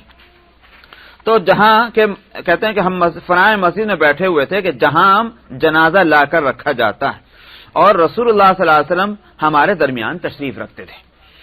تو آپ نے اپنے نظروں کو اوپر اٹھایا آسمان کی طرف، دیکھا، اور پھر آپ نے اپنی نظروں کو نیچے کیا اور اپنے ہاتھ کو اپنی پیشانی پر ایسے رکھا، اور اس کے بعد آپ نے فرمایا سبحان اللہ سبحان اللہ، کس قدر سختی نازل ہوئی ہے۔ سختی سے مراد ہے عذاب، تو یعنی عذاب کی کتنی سختی نازل ہوئی ہے، یہ آپ نے فرمایا۔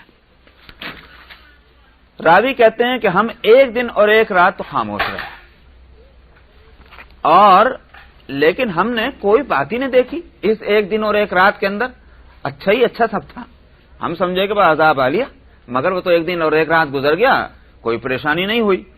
تو یہاں تک کہ دوسرے دن کی صبح ہوئی تو محمد یہ راوی کہتے ہیں کہ میں نے نبی کریم صلی اللہ علیہ وسلم سے پوچھا کہ وہ کیا تشدید تھی، سختی تھی جو نازل ہوئی؟ صرف یہ کہ ہم نے تو کچھ دیکھا ہی نہیں۔ آپ نے فرمایا قرضے کے معاملے میں، تو مراد عذاب کا آنا نہیں تھا بلکہ سخت حکم کا آنا تھا، یہ مطلب تھا تشدید سے مراد۔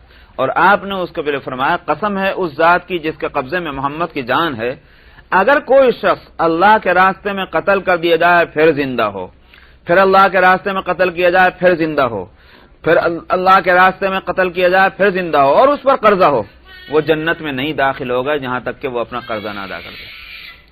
تو مطلب یہ ہوا کہ اتنی ساری نیکیاں کر لینے کے باوجود کہ زندگی جو ہے وہ اللہ کے لیے ہی